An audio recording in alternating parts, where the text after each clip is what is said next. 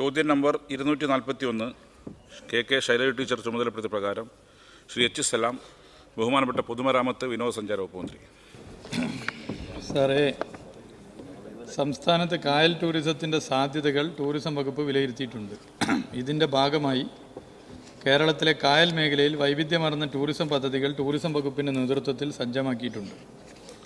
കായൽ ടൂറിസത്തിൻ്റെ സാധ്യതകളെ ഫലപ്രദമായി ഉപയോഗപ്പെടുത്തുവാനാണ് കേരള ടൂറിസം ഹൗസ് ബോട്ടുകളെ ടൂറിസം മേഖലയ്ക്ക് പരിചിതമാക്കിയത്.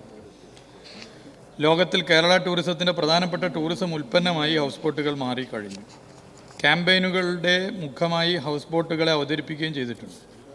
നേരത്തെ പ്രധാനമായും ആലപ്പുഴ, കുട്ടനാട്, അപ്പർ കുട്ടനാട് മേഖലയിൽ കേന്ദ്രീകരിച്ചിരുന്ന ഹൗസ് ബോട്ടുകൾ ഇന്ന് സംസ്ഥാനത്തിൻ്റെ ഇതര കായൽ മേഖലകളിലേക്കും വ്യാപിച്ചിട്ടുണ്ട്. വിവിധ ജില്ലകളിലെ കായലുകളും ജലാശയങ്ങളും കേന്ദ്രീകരിച്ച് ഹൗസ് ബോട്ടുകളുടെ സാന്നിധ്യം സജീവമാണ്. ഹൗസ് ബോട്ടുകൾക്കൊപ്പം ചെറുവഞ്ചികൾ, സ്പീഡ് ബോട്ടുകൾ തുടങ്ങിയവയും കായൽ ടൂറിസം മേഖലയിൽ വിനോദസഞ്ചാരികളെ ആകർഷിച്ചു വരുന്നു. കായലുകൾക്ക് പുറമെ കായലുകളോട് ചേർന്ന ഇടപ്രദേശങ്ങളും തോടുകളും സഞ്ചാരികളെ വൻതോതിൽ ആകർഷിക്കുന്നു. കായൽ ടൂറിസം പ്രോത്സാഹിപ്പിക്കുവാൻ വിനോദസഞ്ചാര വകുപ്പ് വൈവിധ്യമാർന്ന പദ്ധതികൾ നടപ്പിലാക്കുന്നുണ്ട്. ചാമ്പ്യൻസ് ബോട്ട് ലീഗിന് രൂപം നൽകുക വഴിയും കായൽ ടൂറിസത്തിൻ്റെ സാധ്യതകളെ പ്രയോജനപ്പെടുത്താൻ ശ്രമിച്ചിട്ടുണ്ട്. അതോടൊപ്പം കൊച്ചിയിൽ ആരംഭിച്ച വാട്ടർ മെട്രോ കായൽ ടൂറിസം മേഖലയിൽ വലിയ കുതിപ്പാണ് ഉണ്ടാക്കിയത്. വിദേശ സഞ്ചാരികളെ അടക്കം വാട്ടർ മെട്രോ ആകർഷിക്കുന്ന ഒന്നായി മാറി. കായൽ ടൂറിസം മേഖലയുടെ സുരക്ഷിതത്വം ഉറപ്പുവരുത്തുവാൻ വിനോദസഞ്ചാര വകുപ്പും തുറമുഖ വകുപ്പിന് കീഴിലുള്ള കേരള മാരിടൈം ബോർഡും ചേർന്ന് വിവിധ നടപടികൾ സ്വീകരിച്ചു വരുന്നുണ്ട്. ബി, ഹൗസ് ബോട്ടുകളുടെ സർവേ, രജിസ്ട്രേഷൻ എന്നിവ കേരള മാരിടൈം ബോർഡിൻ്റെ ചുമതലയിലാണ്. തുറമുഖ വകുപ്പ് അതിൽ നല്ല നിലയിൽ ഇടപെട്ട് വരുന്നു. ഹൗസ് ബോട്ടുകളുടെ എണ്ണം തിട്ടപ്പെടുത്തുവാനുള്ള നടപടികൾ സ്വീകരിച്ചു വരുന്നതായി കേരള മാരിടൈം ബോർഡ് അറിയിച്ചിട്ടുണ്ട്. ബഹുമാനപ്പെട്ട തുറമുഖ വകുപ്പ് മന്ത്രി തന്നെ നേതൃത്വം കൊടുത്ത് ഞങ്ങളൊരു സംയുക്തമായൊരു യോഗം നടത്തി സുപ്രധാനമായ ചില തീരുമാനങ്ങൾ കൈക്കൊണ്ടിട്ടുണ്ട്. സി, കായലുകളുടെ ക്യാരിയിങ് കപ്പാസിറ്റി വർദ്ധിപ്പിക്കാനായി ഡ്രഡ്ജിംഗ് നടത്തുവാനും കായലിൽ അടിഞ്ഞുകൂടി കിടക്കുന്ന പോള ശാസ്ത്രീയമായി നീക്കുവാനുമുള്ള നടപടികൾ സ്വീകരിക്കുവാൻ 22/1/2022 ബഹുമാനപ്പെട്ട മുഖ്യമന്ത്രിയുടെ അധ്യക്ഷതയിൽ ചേർന്ന യോഗത്തിൽ തീരുമാനമായിരുന്നു. എന്നാൽ പ്രസ്തുത യോഗ തീരുമാന പ്രകാരമുള്ള തുടർ നടപടികൾക്കുള്ള കാര്യങ്ങൾ ബഹുമാനപ്പെട്ട കേരള ഹൈക്കോടതി ഇടക്കാല സ്റ്റേ അനുവദിച്ചു. ഈ സ്റ്റേ നീക്കാനുള്ള നടപടികൾ സ്വീകരിച്ചു വരുന്നു.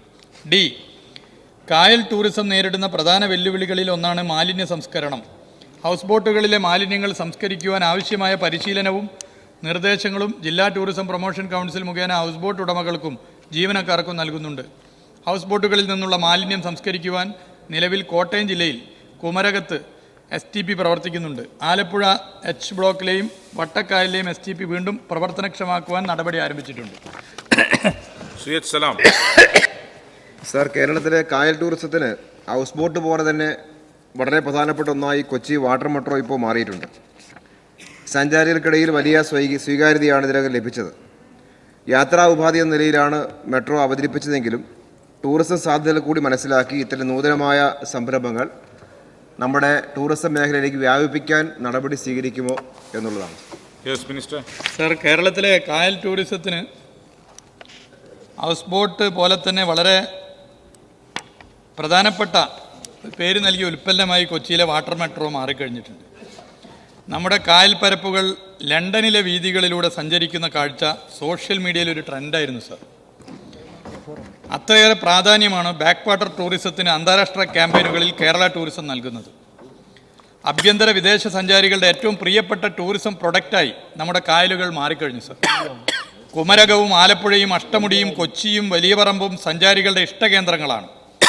കൊച്ചി വാട്ടർ മെട്രോ കൊച്ചിയിൽ വരുന്ന സഞ്ചാരികൾക്ക് പുതിയൊരു അനുഭവമായി, ഒപ്പം തന്നെ പരിസ്ഥിതി സൗഹൃദവും ഇത്തരം നൂതന ആശയങ്ങൾ കേരളത്തിൻ്റെ വിനോദസഞ്ചാര മേഖലയിൽ നടപ്പിലാക്കാൻ ശ്രമിക്കും.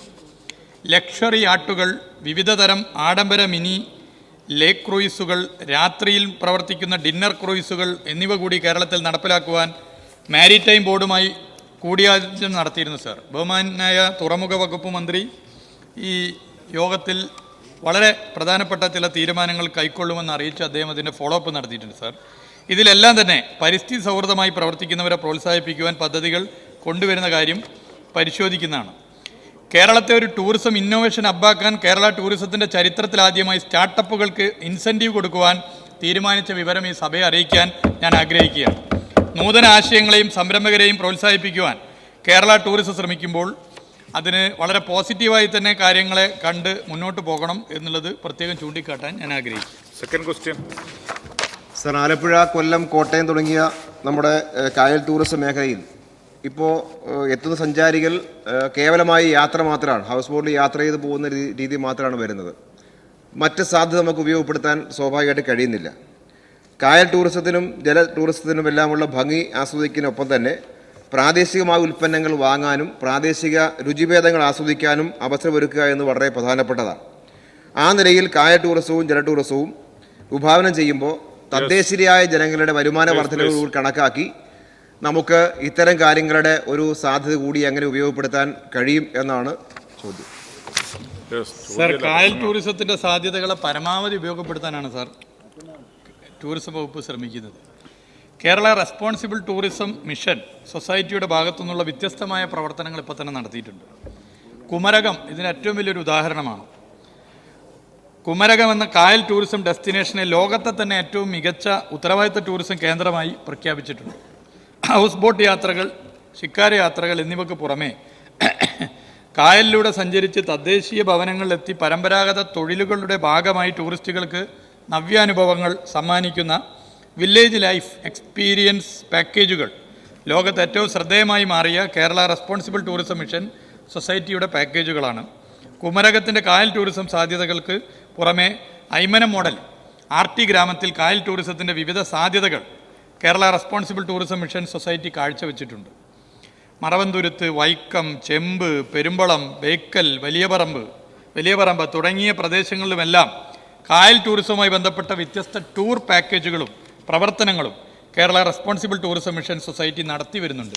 ഇവയിൽ പലതും സാർവദേശീയമായ അംഗീകാരങ്ങൾ വരെ നേടിയിട്ടുണ്ട്. കായലുമായി ബന്ധപ്പെട്ട വ്യത്യസ്ത മത്സ്യവിഭവങ്ങളും പരമ്പരാഗത ഭക്ഷണങ്ങളുമെല്ലാം ടൂറിസ്റ്റുകൾക്ക് അനുഭവവേദ്യമാക്കുന്ന വിധം Kerala responsible tourism mission society experience ethnic cuisine എന്ന പ്രോഗ്രാമിലൂടെ മുന്നോട്ട് പോകുന്നു. ശ്രീമതി ദലീമ. സർ, ആലപ്പുഴ ജില്ലയിലെ ഏറ്റവും മനോഹരമായ ദ്വീപാണ് പെരുമ്പളം ദ്വീപ്. പെരുമ്പളം ദ്വീപിലേക്ക് ഇപ്പോൾ പാലം കൂടി സാധ്യമാവുകയാണ്. പെരുമ്പളം ദ്വീപ് നിവാസികളുടെ ചിരകാല അഭിലാഷം ഈ വർഷം സബലീകരിക്കാനാകുമെന്നുള്ളത് പ്രതീക്ഷയാണ്. പാലം കൂടി വരുന്നതോടെ പെരുമ്പളത്തിൻ്റെ ടൂറിസം സാധ്യതകൾ വർദ്ധിക്കുകയാണ്. അതിനായി പ്രത്യേകമായി പദ്ധതികൾ ആവിഷ്കരിക്കുമോ? Yes minister. സർ, ഏഷ്യയിലെ തന്നെ ഏറ്റവും നീളം കൂടിയ കായലുകളിലൊന്നാണ് സാർ വേമ്പനാട് കായൽ. ആ വേമ്പനാട് കായലിൽ സ്ഥിതി ചെയ്യുന്ന ഇവിടെ സൂചിപ്പിച്ച പെരുമ്പളം ദ്വീപ് കേരളത്തിലെ കായലുകളിലെ ഏറ്റവും വലിയ ദ്വീപാണ്. പെരുമ്പളം പാലവും വേമ്പനാട് കായലിൻ്റെ കാഴ്ചകളും ദ്വീപിലെ ജീവിതവും എല്ലാം തന്നെ അനുഭവവേദ്യം ടൂറിസം പ്രൊഡക്റ്റുകളാണ്. ഈ പാലം യാഥാർത്ഥ്യമാകുന്നതോടെ ദ്വീപിലേക്ക് സഞ്ചാരികൾക്കും എത്തിച്ചേരാം. ഉത്തരവാദിത്ത ടൂറിസം മിഷന്റെ സഹായത്തോടെ ഒരു ടൂറിസം ഗ്രാമമായി ദ്വീപിനെ മാറ്റിയെടുക്കാനുള്ള ശ്രമം ടൂറിസം വകുപ്പ് നടത്തുമെന്നുള്ളത് ഈ സഭയെ അറിയിക്കാൻ ഞാൻ ആഗ്രഹിക്കുകയാണ്. ദ്വീപിന്റെ മനോഹരമായ ഗ്രാമജീവിതം തന്നെയാണ് ഇവിടുത്തെ പ്രധാന ടൂറിസം പ്രൊഡക്റ്റ്. ഇത് കുമരകം മാതൃകയിൽ ഒരു ഉത്തരവാദിത്ത ടൂറിസം ഡെസ്റ്റിനേഷനായി വളർത്തുവാനാണ് ഗവൺമെന്റ് ഉദ്ദേശിക്കുന്നത്. ശ്രീ കെ ഉണ്ണികൃഷ്ണൻ. സാർ, വൈപ്പിൻ മണ്ഡലത്തിലെ വളരെ മനോഹരമായൊരു പഞ്ചായത്താണ് കടമക്കുടി പഞ്ചായത്ത്. ചില പ്രത്യേക സീസണിൽ ജമ്മു ആൻഡ് കാശ്മീരിൽ നിന്നും അതുപോലെ തന്നെ ഹിമാലയ സാനുക്കളിൽ നിന്നുമെല്ലാം 100-ൽ പരം വരുന്ന പക്ഷികൾ വന്നിറങ്ങുന്ന പ്രധാനപ്പെട്ട ഇടമാണ്. കായൽ ടൂറിസത്തിനും എക്സ്പീരിയൻഷ്യൽ ടൂറിസത്തിനും മികച്ച സാധ്യതയുള്ള മേഖലയാണ് സാർ കടമക്കുടി. സംസ്ഥാനത്തെ പ്രധാനപ്പെട്ട ടൂറിസം കേന്ദ്രമായി കടമക്കുടി മാറിക്കഴിഞ്ഞു. കടമക്കുടിയിലെയും പരിസരങ്ങളിലെയും ടൂറിസം സാധ്യതകൾ പ്രയോജനപ്പെടുത്താൻ ബജറ്റിൽ പ്രത്യേകമായി ഫണ്ട് വകയിരുത്തിയിരുന്നു. പദ്ധതി ആരംഭിക്കാൻ ആവശ്യമായ നടപടികൾ സ്വീകരിക്കുമോ എന്നാണ് എൻ്റെ ചോദ്യം. സർ, ചിതറക്കിടക്കുന്ന കൊച്ചു ദ്വീപുകളും ചെമ്മീൻകെട്ടുകളും ചീന വലയും മാജിക്കൽ എന്ന് പറയാവുന്ന ഒരു അപ്കമ്മിങ് ഡെസ്റ്റിനേഷനാണ് സാർ ഇവിടെ ചൂണ്ടിക്കാട്ടിയ കടമക്കുടി. ഈ വിനോദസഞ്ചാര സാധ്യത മുന്നിൽ കണ്ടാണ് ബഡ്ജറ്റിൽ ഫണ്ട് വകയിരുത്തിയിട്ടുള്ളത് സാർ. ഇതിൽ അടിസ്ഥാന സൗകര്യങ്ങൾ ഒരുക്കി കായലിന് ചുറ്റുമുള്ള വിവിധ ആക്ടിവിറ്റീസ് എല്ലാം ഉൾപ്പെടുത്തി ഉത്തരവാദിത്ത ടൂറിസം മാതൃകയിൽ ഒരു പ്രൊജക്റ്റ് ഉടനെ യാഥാർത്ഥ്യമാക്കാനുള്ള ഇടപെടൽ ടൂറിസം വകുപ്പ് നടത്തും എന്നുള്ളത് അറിയിക്കുകയാണ്. അനുഭവേദ്യ ടൂറിസം അതിൻ്റെ ഏറ്റവും ഭംഗിയുള്ള രീതിയിൽ തന്നെ നടപ്പിലാക്കാൻ വിദഗ്ധ അഭിപ്രായം തേടുന്നതാണ്. കായലിന് ചുറ്റുമുള്ള ജീവിതം, കള്ളുചെത്ത് മുതൽ സീ ഫുഡ് എക്സ്പീരിയൻസ് പോലെ വൈവിധ്യമാർന്ന ആക്ടിവിറ്റീസ് ഇവിടെ സഞ്ചാരികൾക്ക് അനുഭവിക്കാൻ സാധിക്കും. ഇവിടെ പ്രത്യേകമായി പദ്ധതി തയ്യാറാക്കുന്നത് പരിശോധിക്കാൻ ടൂറിസം ഡയറക്ടറെ ചുമതലപ്പെടുത്തും എന്നുള്ളത് ഞാൻ അറിയിക്കും. ശ്രീ ഡോക്ടർ സുജിത് വിജയൻ പിള്ള. സർ, അഷ്ടമുടിക്കായൽ ഇതിനോടകം തന്നെ ടൂറിസം ഭൂപടത്തിൽ ശ്രദ്ധ നേടിയിട്ടുണ്ട്. സാമ്പ്രാണിക്കോടിയും മൺട്രോത്തുരുത്തുമൊക്കെ നിരവധി തദ്ദേശീയരായിട്ടുള്ള ടൂറിസ്റ്റുകൾ മറ്റ് ജില്ലകളിൽ നിന്നും സംസ്ഥാനങ്ങളിൽ നിന്നും ഒക്കെ വരുന്നുണ്ട്. അടിസ്ഥാന സൗകര്യങ്ങൾ ഒരുക്കുന്നതിലും ഈ ലീല അഷ്ടമുടി ഹോട്ടലിൽ അതുപോലെ മഹീന്ദ്ര റിസോർട്ട്സൊക്കെ ചവർ സൗത്തിലൊക്കെയുള്ള അടിസ്ഥാന സൗകര്യങ്ങൾ ഒരുക്കുന്നുണ്ട്. അപ്പം ഈ ഡെസ്റ്റിനേഷൻ മാർക്കറ്റ് ചെയ്യുന്നതിനും കൂടുതൽ അടിസ്ഥാന സൗകര്യങ്ങൾ ഒരുക്കുന്നതിനും ടൂറിസം വകുപ്പ് എന്തെല്ലാം പദ്ധതികളാണ് ഉദ്ദേശിക്കുന്നത്? Yes minister. സാർ, ഇവിടെ അഷ്ടമുടിക്കായൽ കേരളത്തിലെ പ്രധാനപ്പെട്ട ടൂറിസം മേഖലയിലെ ഒരു കേന്ദ്രമായിട്ടാണ് കാണുന്നത്. നിരവധി ടൂറിസ്റ്റ് കേന്ദ്രങ്ങൾ അഷ്ടമുടിക്കായൽ കേന്ദ്രീകരിച്ചിട്ടുണ്ട് സാർ. അതിൻ്റെ വളരെ വിശദമായി പറയുന്നില്ല. അവിടെയെല്ലാം വിദേശ സഞ്ചാരികൾ കൂടി എത്തുന്ന മികച്ച ഹോസ്പിറ്റാലിറ്റി സംവിധാനവുമുണ്ട്. അഷ്ടമുടിക്കായലിനെ എല്ലാ നിലയിലും നമുക്ക് ഉയർത്തിക്കൊണ്ടുവരണം.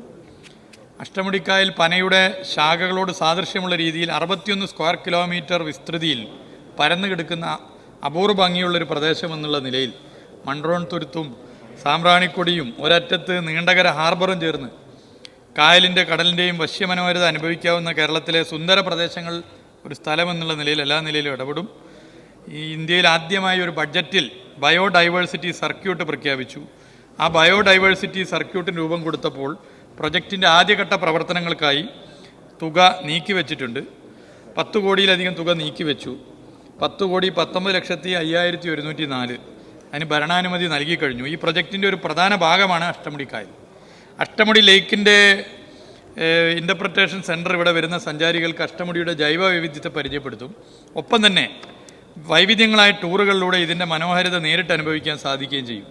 മൺട്രോൺ തീരത്തിൻ്റെ ക്യാരിയിങ് കപ്പാസിറ്റി പഠനവും പ്രൊജക്റ്റിൻ്റെ ആദ്യഘട്ടത്തിൽ നടക്കും.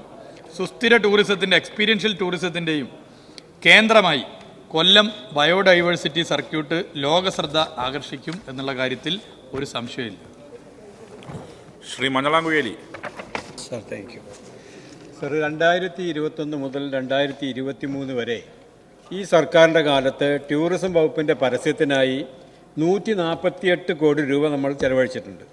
അതുപോലെ സാർ, കൊട്ടിക്കൊഴിച്ചു കൊണ്ടുവന്ന കാരവൻ ടൂറിസത്തിനായി പരസ്യ ഇനത്തിൽ മാത്രം ഏകദേശം 1 കോടി രൂപ, 13 സംരംഭകർക്ക് 7 ലക്ഷം വീതം 98 ലക്ഷം രൂപ സബ്സിഡിയായി അനുവദിക്കുകയും ചെയ്തിട്ടുണ്ട്. നടപ്പ് സാമ്പത്തിക വർഷം 3.5 കോടി രൂപ കാരവൻ ടൂറിസത്തിനായി സാർ നമ്മൾ വകയിരുത്തിയിട്ടുണ്ട്. വിനോദസഞ്ചാര മേഖലയിൽ ഇത്രയും തുക ചെലവഴിച്ച സ്ഥിതിക്ക് ഈ മേഖലയിൽ ഗണ്യമായ വരുമാന വർധനവും ഉണ്ടാവേണ്ടതാണ്. അത്തരത്തിലുള്ള ഒരു വരുമാനം വർധനവ് ഉണ്ടായിട്ടുണ്ടോ? കാരവൻ ടൂറിസത്തിൽ നിന്ന് ഏകദേശം എത്ര വരുമാനമാണ് സാർ നമ്മൾ പ്രതീക്ഷിക്കുന്നത്? Yes minister. സാർ, ടൂറിസം മേഖലയിൽ മാർക്കറ്റിംഗ് ഒരു പ്രധാനപ്പെട്ട ഘടകമാണ് സാർ. മാർക്കറ്റിംഗ് ഇല്ലാതെ ടൂറിസം മേഖല മുന്നോട്ട് പോകാനാകില്ല. നമ്മൾ ഒരു 3 പതിറ്റാണ്ടിന് ശേഷം ടൂറിസം മേഖലയിൽ കൊണ്ടുവന്ന ഒരു പ്രൊഡക്റ്റാണ് കാരവൺ. ചുണ്ടൻ വെള്ളത്തിന് ശേഷം കാരവണ്ണാണ്. തുടക്കത്തിൽ അതിൻ്റേതായ പ്രയാസമുണ്ടാകുമെന്നുള്ളത് നേരത്തെ അറിയിച്ചിരുന്നു. എന്നാൽ അത് മുറിച്ചു കടന്ന് നമുക്ക് മുന്നോട്ട് പോകാൻ വേണ്ടി സാധിക്കും. പൊതുവേ മറ്റ് സംസ്ഥാനങ്ങളെ എടുത്ത് പരിശോധിച്ചാൽ നമ്മൾ മാർക്കറ്റിങ്ങിൽ അത്രത്തോളം ഇനിയും പണം ചെലവഴിക്കേണ്ടതുണ്ട് എന്നുള്ള അഭിപ്രായമാണ്. വിദേശത്ത് നടക്കുന്ന പ്രധാനപ്പെട്ട ടൂറിസം മാർട്ടുകളിൽ നമുക്ക് ഇനിയും പങ്കെടുത്ത് മുന്നോട്ട് പോകുന്നതിൻ്റെ വലിയ റിസൾട്ട് വരുന്നുണ്ട്. വരുമാനം അതിൻ്റെ മറ്റ് കണക്കും ഞാൻ മുമ്പ് സഭയിൽ പറഞ്ഞതാണ്. സഞ്ചാരികളുടെ എണ്ണവും പറഞ്ഞതാണ്. മാർക്കറ്റിംഗ് ഒരു പ്രധാന ഘടകമാണ്. അതിൻ്റെ ഒരു ഉദാഹരണം, വൈവിധ്യമാർന്ന പ്രചരണ രീതി നമ്മൾ ആവിഷ്കരിക്കുന്നു. UK ലണ്ടനിൽ ബസ്സിൽ കേരള ടൂറിസത്തിൻ്റെ പ്രകൃതി രമണീയമായ ഇടങ്ങൾ പതിച്ച മാർക്കറ്റിംഗ് അത് ലോകത്ത് ഏതൊരു ഗവൺമെൻറ്റിന് മാതൃകയാവുന്ന നിലയിലാണ്. അത് ഒരുപാട് മലയാളികൾ അതിൻ്റെ വീഡിയോ സോഷ്യൽ മീഡിയയിലൂടെ പ്രചരിപ്പിച്ചിരുന്നു. അങ്ങനെ മാർക്കറ്റിങ്ങിൻ്റെ വൈവിധ്യമാർന്ന സാധ്യതകൾ ഉപയോഗപ്പെടുത്തുന്നു. സാർ, ഇപ്പോൾ വയനാട്ടിലെ 3 അംഗങ്ങൾ ഇവിടെയുണ്ട്. ഒരു മന്ത്രി അടക്കം 3 പേരുണ്ട്. വയനാട് ടൂറിസത്തെ വികസിപ്പിക്കാൻ വേണ്ടി ഞങ്ങൾ മാർക്കറ്റിങ്ങിൽ ഫോക്കസ് ചെയ്തത് മുമ്പ് ഞാൻ സഭയിൽ പറഞ്ഞതുപോലെ ബാംഗ്ലൂരാണ്. അതിൻ്റെ റിസൾട്ട് വയനാട് ടൂറിസത്തിനുണ്ടായിരുന്നു. അങ്ങനെ മാർക്കറ്റിങ്ങിനെ വളരെ തന്ത്രപരമായി ഫോക്കസ് ചെയ്യേണ്ട ഇടങ്ങളെ ഫോക്കസ് ചെയ്തുകൊണ്ടാണ് മുന്നോട്ട് പോകുന്നത്. അതിൻ്റെ റിസൾട്ട് പൊതുവെ ടൂറിസം മേഖലയിൽ ഉണ്ടാകുന്നുണ്ട്. കാരവൻ ടൂറിസം പദ്ധതി ആകെ തകർന്നു തരിപ്പണമായി എന്നൊക്കെയുള്ള പ്രചരണം ചില ഭാഗങ്ങളിൽ നടക്കുന്നുണ്ട് സാർ. പ്രത്യേകിച്ച് ചില മാധ്യമങ്ങൾ അത് ഏറ്റെടുത്തിട്ടുണ്ട്. അത് അവർക്ക് അതിൻ്റേതായ താല്പര്യങ്ങൾ ഉണ്ടാകും നമുക്കറിയാം. പക്ഷേ ഇത് കേരളത്തിൽ മാത്രം കാണുന്ന ഒരു പ്രവണതയാണ്. ഒരു പുതിയ പ്രൊഡക്റ്റ് വന്നാൽ ആ പ്രൊഡക്റ്റിന് അല്ലെങ്കിൽ ടൂറിസം മേഖല ആകെ മോശമാക്കാനുള്ള ശ്രമമാണ് അതിൻ്റെ ഭാഗമായി നടക്കുന്നത്. ടൂറിസം മന്ത്രിയോ അല്ലെങ്കിൽ സർക്കാരിനെയോ മാധ്യമങ്ങൾക്ക് ആക്രമിക്കാം. അതിനവർക്ക് അവരുടെ ഉടമകളുടെ രാഷ്ട്രീയ താല്പര്യമുണ്ട്, അതിൽ തർക്കമൊന്നുമില്ല. എന്നാൽ അത് കേരളത്തിലെ ടൂറിസത്തെ ആകെ നെഗറ്റീവ് ബാധിക്കുന്ന നിലയിൽ ആക്രമിക്കുന്ന രീതിയെ നമ്മൾ ഒന്നിച്ചെതിർക്കേണ്ട ഒരു രീതിയാണ് എന്നുള്ളത് ചൂണ്ടിക്കാട്ടുകയാണ്. അത്തരം വാർത്തകളാകെ വായിച്ചുകൊണ്ട് നമ്മൾ ഒരു വിഷയത്തെ വിലയിരുത്തി പോകുന്നത് ഉചിതമാകില്ല. ശ്രീമതി CK ആശ. സർ, കഴിഞ്ഞ സർക്കാരിൻ്റെ സമയത്ത് വൈക്കത്ത് ഉത്തരവാദിത്ത ടൂറിസം മിഷന്റെ നേതൃത്വത്തിൽ പെപ്പർ എന്ന ഒരു ടൂറിസം പദ്ധതി ആവിഷ്കരിച്ച് നടപ്പിലാക്കാൻ ശ്രമിച്ചിരുന്നു. എന്നാൽ ഇന്ന് വൈക്കത്ത് അതിൻ്റെ യാതൊരുവിധ പ്രവർത്തനങ്ങളും നടക്കുന്നില്ല. ഭ്രൂണാവസ്ഥയിൽ തന്നെ മരണം വിധിക്കപ്പെട്ട ഈ പദ്ധതിയെപ്പറ്റി വകുപ്പ് പഠിച്ച് പോരായ്മകൾ പരിഹരിച്ച് ഇത് വൈക്കം പോലൊരു പ്രദേശത്തിന്റെ ടൂറിസം സാധ്യതകളെ പ്രയോജനപ്പെടുത്തുവാൻ സർക്കാർ തയ്യാറാകുമോ? സാർ, തീർച്ചയായിട്ടും വൈക്കം ഒരു പ്രധാനപ്പെട്ട ടൂറിസ്റ്റ് സാധ്യതയുള്ള കേന്ദ്രമായിട്ടാണ് സർക്കാർ കാണുന്നത്. അവിടെ മറ്റ് കാര്യങ്ങൾ എന്തൊക്കെയാണെന്നുള്ളത് പരിശോധിച്ച് മുന്നോട്ട് പോകാവുന്നതാണ്. ശ്രീ PP ചിത്രരഞ്ജൻ. സാർ, ഈ കായൽ ടൂറിസത്തിൽ ഏറ്റവും കൂടുതൽ ആൾക്കാർ എത്തുന്നത് ഹൗസ് ബോട്ടുകളിൽ യാത്ര ചെയ്യുന്നതിനാണ്. രാവിലെ 10 മണിക്ക് എത്തിയാൽ വൈകുന്നേരം 5 മണിക്ക് അവർ ബോട്ടിൽ നിന്നും കരക്കെത്തേണ്ട ഒരവസ്ഥയാണുള്ളത്. സാർ, എൻ്റെ ചോദ്യം, ഈ സഞ്ചാരികൾക്ക് രാത്രി കൂടി അവിടെ ഇത് ആസ്വദിക്കുവാൻ കഴിയുന്ന നിലയിൽ കായലിൽ മത്സ്യം പിടിക്കുന്ന തൊഴിലാളികളുടെ തൊഴിലിന് ബുദ്ധിമുട്ട് വരാത്ത നിലയിൽ പ്രത്യേക ട്രാക്ക് ഉണ്ടാക്കിക്കൊണ്ട് തന്നെ രാത്രിയും ഈ ഹൗസ് ബോട്ടുകൾക്ക് യാത്ര നടത്തുവാൻ കഴിയുന്ന, സഞ്ചാരികളുമായി കൊണ്ടുപോകാൻ കഴിയുന്ന സാഹചര്യം സൃഷ്ടിക്കുന്നതിന് വേണ്ടിയുള്ള നടപടി സ്വീകരിക്കുമോ? സാർ, ഇത് മാരിടൈം ബോർഡും തുറമുഖ വകുപ്പുമായി കൂടി ചർച്ച ചെയ്യേണ്ട വിഷയമാണ്. നേരത്തെ ഞങ്ങളൊരു മീറ്റിങ്ങിൽ ഇക്കാര്യം ചർച്ച ചെയ്തിരുന്നു. ഞാൻ നേരത്തെ അത് ചൂണ്ടിക്കാട്ടിയിരുന്നു. ഇത്തരം കാര്യങ്ങൾ ബഹുമാനപ്പെട്ട തുറമുഖ വകുപ്പ് മന്ത്രിയുമായി ചേർന്നുകൊണ്ട് എങ്ങനെ പോസിറ്റീവായി ചെയ്യാനാകും അത് ആലോചിച്ച് നിലപാട് സ്വീകരിക്കാം. ശ്രീ കോവൂർ കുഞ്ഞുമോൻ. സാർ, നമ്മുടെ ടൂറിസം സാധ്യതകൾ ഏറ്റവും കൂടുതൽ വർദ്ധിച്ചു വരുന്ന കാലഘട്ടമാണ് അങ്ങയുടെ കാലഘട്ടം. സാർ, അങ്ങൾക്കറിയാം, ശാസ്താംകോട്ട ശുദ്ധജല തടാകം അതിൻ്റെ കാച്ച്മെൻറ്റ് ഏരിയയിൽ നിന്നാൽ ഇത്രയധികം മനോഹാരിതയുള്ള ഒരു കായലാണ് ശാസ്താംകോട്ട ശുദ്ധജല തടാകം. അവിടെ ടൂറിസത്തിന് വളരെയേറെ സാധ്യതയുണ്ട്. അങ്ങ് അതിനുവേണ്ടി ഒരു മുൻകൈ എടുക്കുമോ? വളരെ സാധ്യതയുള്ളതായതുകൊണ്ട് ഒരുപാട് പേർ വരുവാണ്. വിദേശികളും സ്വദേശികളുമായിട്ടുള്ളവർ ധാരാളം വന്നു പോകുന്ന ഒരു സ്ഥലമാണ് ശാസ്താംകോട്ട മേഖല. അതുകൊണ്ട് ശാസ്താംകോട്ട തടാക സംരക്ഷണവും ടൂറിസവും തമ്മിൽ യോജിപ്പിച്ചുകൊണ്ട് ഒരു വലിയ പ്രോജക്റ്റ് നടപ്പിലാക്കാൻ ഉദ്ദേശിക്കുന്നുണ്ട്. സാർ, തീർച്ചയായിട്ടും ഈ പറഞ്ഞ കാര്യം പരിശോധിക്കാവുന്നതാണ്. ടൂറിസം വകുപ്പിലെ ഒരു ഉദ്യോഗസ്ഥനെ ചുമതലപ്പെടുത്തി ഇതിൻ്റെ എന്താണ് സാധ്യത എന്നുള്ളത് പരിശോധിക്കാവുന്നത്. Shri C R Mahesh button അമർത്തിയിട്ട് എങ്ങോട്ട് നോക്കിയിരിക്കല്ല. സാർ, അങ്ങ് വള്ളംകളിയെ സംബന്ധിച്ച് പറയുകയുണ്ടായി. സാർ, പതിറ്റാണ്ടുകളുടെ പാരമ്പര്യമുള്ള വള്ളംകളിയാണ് കരുനാഗപ്പള്ളി ശ്രീനാരായണ ട്രോഫി വള്ളംകളി. ശ്രീനാരായണ ഗുരുദേവൻ്റെ പേരിൽ നടത്തുന്ന ദേശീയപാതയുടെ തീരത്ത് നടത്തുന്ന ഏക വള്ളംകളിയാണ്. സാർ, ചാമ്പ്യൻസ് ലീഗിൽ ഇതുവരെയും പെടാൻ സാധിച്ചിട്ടില്ല. സാർ, അങ്ങനെ ഈ ലീഗിൽ പെടാത്ത വള്ളംകളിക്ക് നൽകിക്കൊണ്ടിരിക്കുന്ന ധനസഹായം വർദ്ധിപ്പിക്കുവാൻ സർക്കാർ നടപടി സ്വീകരിക്കും. സാർ, ചാമ്പ്യൻസ് ലീഗിൽ ഇത്തവണ പൊതുവേ ഞങ്ങളത് വിപുലീകരിക്കുന്ന ഒരു നിലപാടാണ് സ്വീകരിച്ചത്. സാർ, അത് റിസൾട്ട് ഉണ്ടാവുകയും ചെയ്തിട്ടുണ്ട്. ഇപ്പോൾ കേരളത്തിൽ ചാമ്പ്യൻസ് ബോട്ട് ലീഗ് എടുത്ത് പരിശോധിച്ചാൽ ഒരു 3-4 ജില്ലകളിലായിരുന്നു ഉണ്ടായിരുന്നത്. എന്നാൽ അത് മലബാറിലേക്ക് കൂടി കൊണ്ടുവരണമെന്ന് ഉദ്ദേശിച്ചു. നേരത്തെ സഭയിൽ നമ്മൾ ചർച്ച ചെയ്തതാണ്. മലബാറിലെ ടൂറിസത്തിൻ്റെ സാധ്യത വളരെ ഫലപ്രദമായി ഉപയോഗപ്പെടുത്താൻ നമുക്ക് സാധിക്കാത്തത് കേരള ടൂറിസത്തിന് ഒരു നഷ്ടമായിരുന്നു. അപ്പം അതിൻ്റെ ഭാഗമായി മലബാറിലേക്ക് കൂടി അത് വ്യാപിപ്പിച്ചു. അത് ഓരോ വർഷവും ഓരോ ജില്ലകളിലേക്ക് വന്നു. മലപ്പുറം ജില്ല, പിന്നീട് കോഴിക്കോട് ജില്ലയിലേക്ക് വന്നു, പിന്നീട് കണ്ണൂർ ജില്ലയിലേക്കും വന്നു. അത് വ്യാപിപ്പിക്കുന്നതോടൊപ്പം തന്നെ നിലവിലുള്ള സാധ്യതകൾ എങ്ങനെ ഉപയോഗപ്പെടുത്താമെന്നുള്ള പരിശോധനയും നടത്തി. ഓരോ സ്ഥലത്തും കോപ്പിക്കാറ്റ് അതേപോലെ തന്നെ നമുക്ക് വള്ളംകളി നടത്താനാകില്ലെന്ന് നമുക്കറിയാം. അതിൻ്റെ ഓരോ സ്ഥലത്തെയും സാധ്യതകൾ പരിശോധിച്ച് തന്നെയാണ് മുന്നോട്ട് പോകുന്നത്. ബഹുമാനായ അംഗം ഇവിടെ ചൂണ്ടിക്കാട്ടിയ കാര്യം നമുക്ക് പരിശോധിച്ച് നിലപാട് സ്വീകരിക്കാവുന്നതാണ്. ശ്രീ ജോബ് മൈക്കൽ. സാർ, കായൽ ടൂറിസത്തിൻ്റെ കവാടമാണ് സാർ ചങ്ങനാശ്ശേരി മുതൽ ഏറ്റുമാനൂർ, കോട്ടയം, തിരുവല്ല പ്രദേശങ്ങൾ. ഈ പ്രദേശങ്ങളിലെ തോടുകളിലും ആറുകളിലും മറ്റു പുഴകളിലും വളരെയധികം കിഴക്ക് പ്രദേശത്ത് ഒഴുകിയെത്തുന്ന മാലിന്യങ്ങൾ അടിഞ്ഞുകൂടുകയാണ് സാർ. ഈ മാലിന്യങ്ങളും പോളയും നീക്കം ചെയ്ത് അടിയന്തരമായി നടപടി സ്വീകരിച്ച് ടൂറിസ്റ്റുകൾക്ക് തടസ്സമായി നിൽക്കുന്ന ഈ സ്ഥിതിവിശേഷം മാറ്റിയെടുക്കാൻ വേണ്ടി നടപടി സ്വീകരിക്കുമെന്നുള്ളതാണ് എൻ്റെ ചോദ്യം. സാറേ, തീർച്ചയായിട്ടും പരിശോധിക്കാവുന്നതാണ്. എന്താണ് ചെയ്യാൻ പറ്റുന്നത്? ശ്രീ തിരുവഞ്ചൂർ രാധാകൃഷ്ണൻ. സാർ, അങ്ങ് ഇവിടെ സൂചിപ്പിച്ച ഈ പരമ്പരാഗതമായി നടന്നുകൊണ്ടിരിക്കുന്ന വള്ളംകളികളുണ്ട്. ഇപ്പോൾ കോട്ടയത്ത് കുമാരനെല്ലൂർ ഒരു ഊരിയിട്ട് വള്ളംകളി. സാർ, അതിന് തുച്ഛമായ തുക ടൂറിസം ഡിപ്പാർട്ട്മെൻറ്റിൽ നിന്ന് കൊടുക്കുമായിരുന്നു. സാർ, ഈ വർഷം അത് കൊടുക്കില്ല എന്ന് പറഞ്ഞ് അവർക്കൊരു അറിയിപ്പ് കിട്ടിയതായിട്ടാണ് പറയുന്നത്. സാർ, അങ്ങ് അത് പുനഃപരിശോധിക്കണം. അതുപോലെയുള്ള പാരമ്പര്യം നിലനിൽക്കുന്ന പൈതൃകം ഉൾക്കൊള്ളുന്ന മഹാസംഭവങ്ങൾ നമ്മുടെ നാട്ടിൽ നിലനിൽക്കുന്നതിന് വേണ്ടി സഹായകരമായ നിലപാടെടുക്കുമോ? Yes minister. സാർ, ബഹുമാനപ്പെട്ട ശ്രീ തിരുവഞ്ചൂർ പറഞ്ഞ കാര്യം എന്താണെന്ന് പരിശോധിക്കാവുന്നതാണ്. ചോദ്യം number 242 Shri Roji M John, ബഹുമാനപ്പെട്ട പൊതുവിദ്യാഭ്യാസം തൊഴിൽ വകുപ്പ് മന്ത്രി.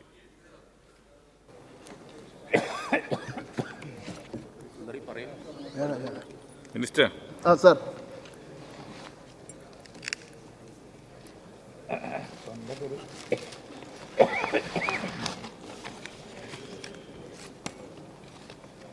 സാർ, ചോദ്യം 242A സീറ്റുകളിൽ മാത്രം വർധനവ് വരുത്തിയതിനാൽ വിദ്യാർത്ഥികളുടെ പഠന നിലവാരത്തിൽ ഇടിവുണ്ടായതായി ശ്രദ്ധയപ്പെട്ടിട്ടില്ല.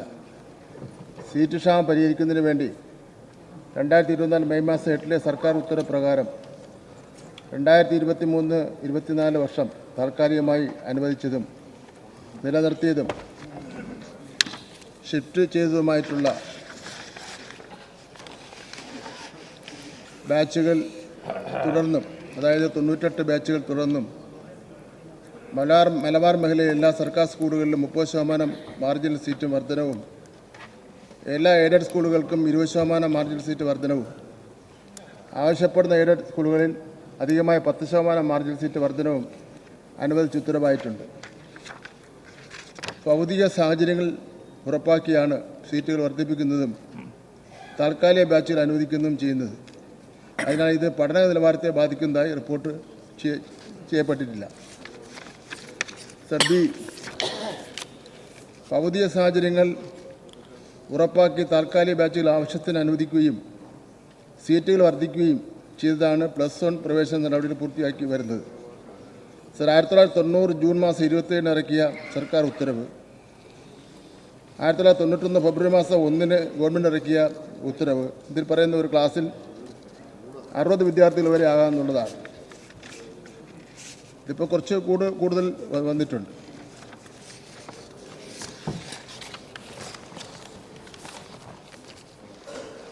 Yes, Shri Roji M John. Sir, കേരളത്തിൽ പ്രത്യേകിച്ച് മലബാർ മേഖലയിൽ വളരെ ഗുരുതരമായിട്ടുള്ള +1 ഷീറ്റുകളുടെ ദൗർലഭ്യം, അത് സംബന്ധിച്ച് നമ്മൾ നിരവധി തവണ ഇവിടെ ചർച്ച ചെയ്തിട്ടുള്ളതാണ്. വിദ്യാർത്ഥി സംഘടനകളുടെയൊക്കെ നേതൃത്വത്തിൽ ഇത് സംബന്ധിച്ച് സമരങ്ങളും നടന്നു വരികയാണ്. ഭരണപക്ഷ സംഘടനകൾ ഉൾപ്പെടെ സമരത്തിൻ്റെ പാതയിലാണെന്നുള്ളത് ഇവിടെ എല്ലാവർക്കും അറിയാവുന്ന കാര്യമാണ്. ഇത് സംബന്ധിച്ച് ബഹുമാനപ്പെട്ട മന്ത്രി ഇന്നലെ KSU, MSF ഉൾപ്പെടെയുള്ള വിദ്യാർത്ഥി സംഘടനകളുമായിട്ട് ഈ വിഷയം ചർച്ച ചെയ്തിരുന്നു. ചർച്ചയുടെ വിശദാംശങ്ങൾ, അതിന് എടുത്തിട്ടുള്ള തീരുമാനങ്ങൾ എന്തൊക്കെയാണ്, ഈ തീരുമാനങ്ങളുടെ അടിസ്ഥാനത്തിൽ നിലവിലെ പ്രശ്നത്തിന് നമുക്ക് ശാശ്വതമായിട്ടുള്ള പരിഹാരം കാണാൻ സാധിക്കുമോ? Yes minister. ബഹുമാനപ്പെട്ട റോജി എം ജോൺ പറഞ്ഞതുപോലെ നിയമസഭയിൽ ഞാൻ പറഞ്ഞതനുസരിച്ച് ഇന്നലെ വിദ്യാർത്ഥി സംഘടനകളുടെ യോഗം ചേർന്നിരുന്നു. ഉച്ചയ്ക്ക് 2 മണിക്ക് 15 വിദ്യാർത്ഥി സംഘടനകൾ യോഗത്തിൽ പങ്കെടുത്തിരുന്നു. പൊതുസ്ഥിതിയെ സംബന്ധിച്ചിടത്തോളം, മലബാർ മേഖലയിലെ പൊതുവിലെ സീറ്റുകളെ സംബന്ധിച്ചിടത്തോളവും മലപ്പുറം ജില്ലയിലെ പ്രത്യേക സാഹചര്യങ്ങളെ സംബന്ധിച്ചിടത്തോളവും ആ യോഗത്തിൽ അവതരിപ്പിക്കുന്നതിന് വേണ്ടി തയ്യാറായി. യോഗത്തിൽ പങ്കെടുത്ത എല്ലാ വിദ്യാർത്ഥി സംഘടനാ നേതാക്കളും വളരെ സഹകരണ മനോഭാവത്തോടു കൂടിയാണ് അവർ ഇടപെട്ടത്. അവർ അവരുടെ അനുഭവത്തിൽ നിന്നുള്ള കാര്യങ്ങൾ പറയുക ഉണ്ടായി. ഗവൺമെൻറ്റിൻ്റെ ഭാഗത്തുനിന്ന് പറയേണ്ട കാര്യങ്ങൾ പറഞ്ഞു. അവസാനം തെറ്റിദ്ധാരണകൾ മാറുന്ന സാഹചര്യം ഉണ്ടായിട്ടുണ്ടായിരുന്നു. അതിൻ്റെ അടിസ്ഥാനത്തിൽ ചില തീരുമാനങ്ങൾ സാർ കൈക്കൊണ്ടിട്ടുണ്ട്. +1 പ്രവേശനവുമായി ബന്ധപ്പെട്ട് കഴിഞ്ഞ ദിവസം വിദ്യാർത്ഥി സംഘടനാ പ്രതികളുമായി യോഗം ചേർന്ന ഇതിൽ സംസ്ഥാനത്ത്, പ്രത്യേകിച്ച് മലപ്പുറം ജില്ലയിലെ +1 പ്രവേശനവുമായി ബന്ധപ്പെട്ട ആധികാരിക കണക്കുകൾ വിദ്യാർത്ഥി സംഘടനകൾക്ക് ആദ്യമേ തന്നെ കൈമാറിയിരുന്നു. ചർച്ച തുടങ്ങുന്നതിന് മുമ്പ് തന്നെ അവർക്ക് അതിൻ്റെ രേഖ നമ്മൾ കൈമാറിയിരുന്നു. എടുത്ത തീരുമാനങ്ങൾ നിലവിലെ മലപ്പുറത്തിൻ്റെ സാഹചര്യം പരിഗണിച്ച് പുതിയ താൽക്കാലിക ബാച്ച് അനുവദിക്കുക എന്നത് തത്വത്തിൽ അംഗീകരിച്ചു. സർ, ജൂലൈ 2 സപ്ലിമെൻ്ററി അലോട്ട്മെൻറ്റിനുള്ള അപേക്ഷ ക്ഷണിച്ചിരിക്കുകയാണ്. 2, 3, 4 തീയതികളിലായി സപ്ലിമെൻ്ററി അലോട്ട്മെൻറ്റിന് അപേക്ഷിക്കാം. സംസ്ഥാനത്തെമ്പാടുമുള്ള താലൂക്ക് തല സ്ഥിതി വരെ കണക്കുകൾ പൊതുവിദ്യാഭ്യാസ വകുപ്പ് ശേഖരിച്ച് വരികയാണ്.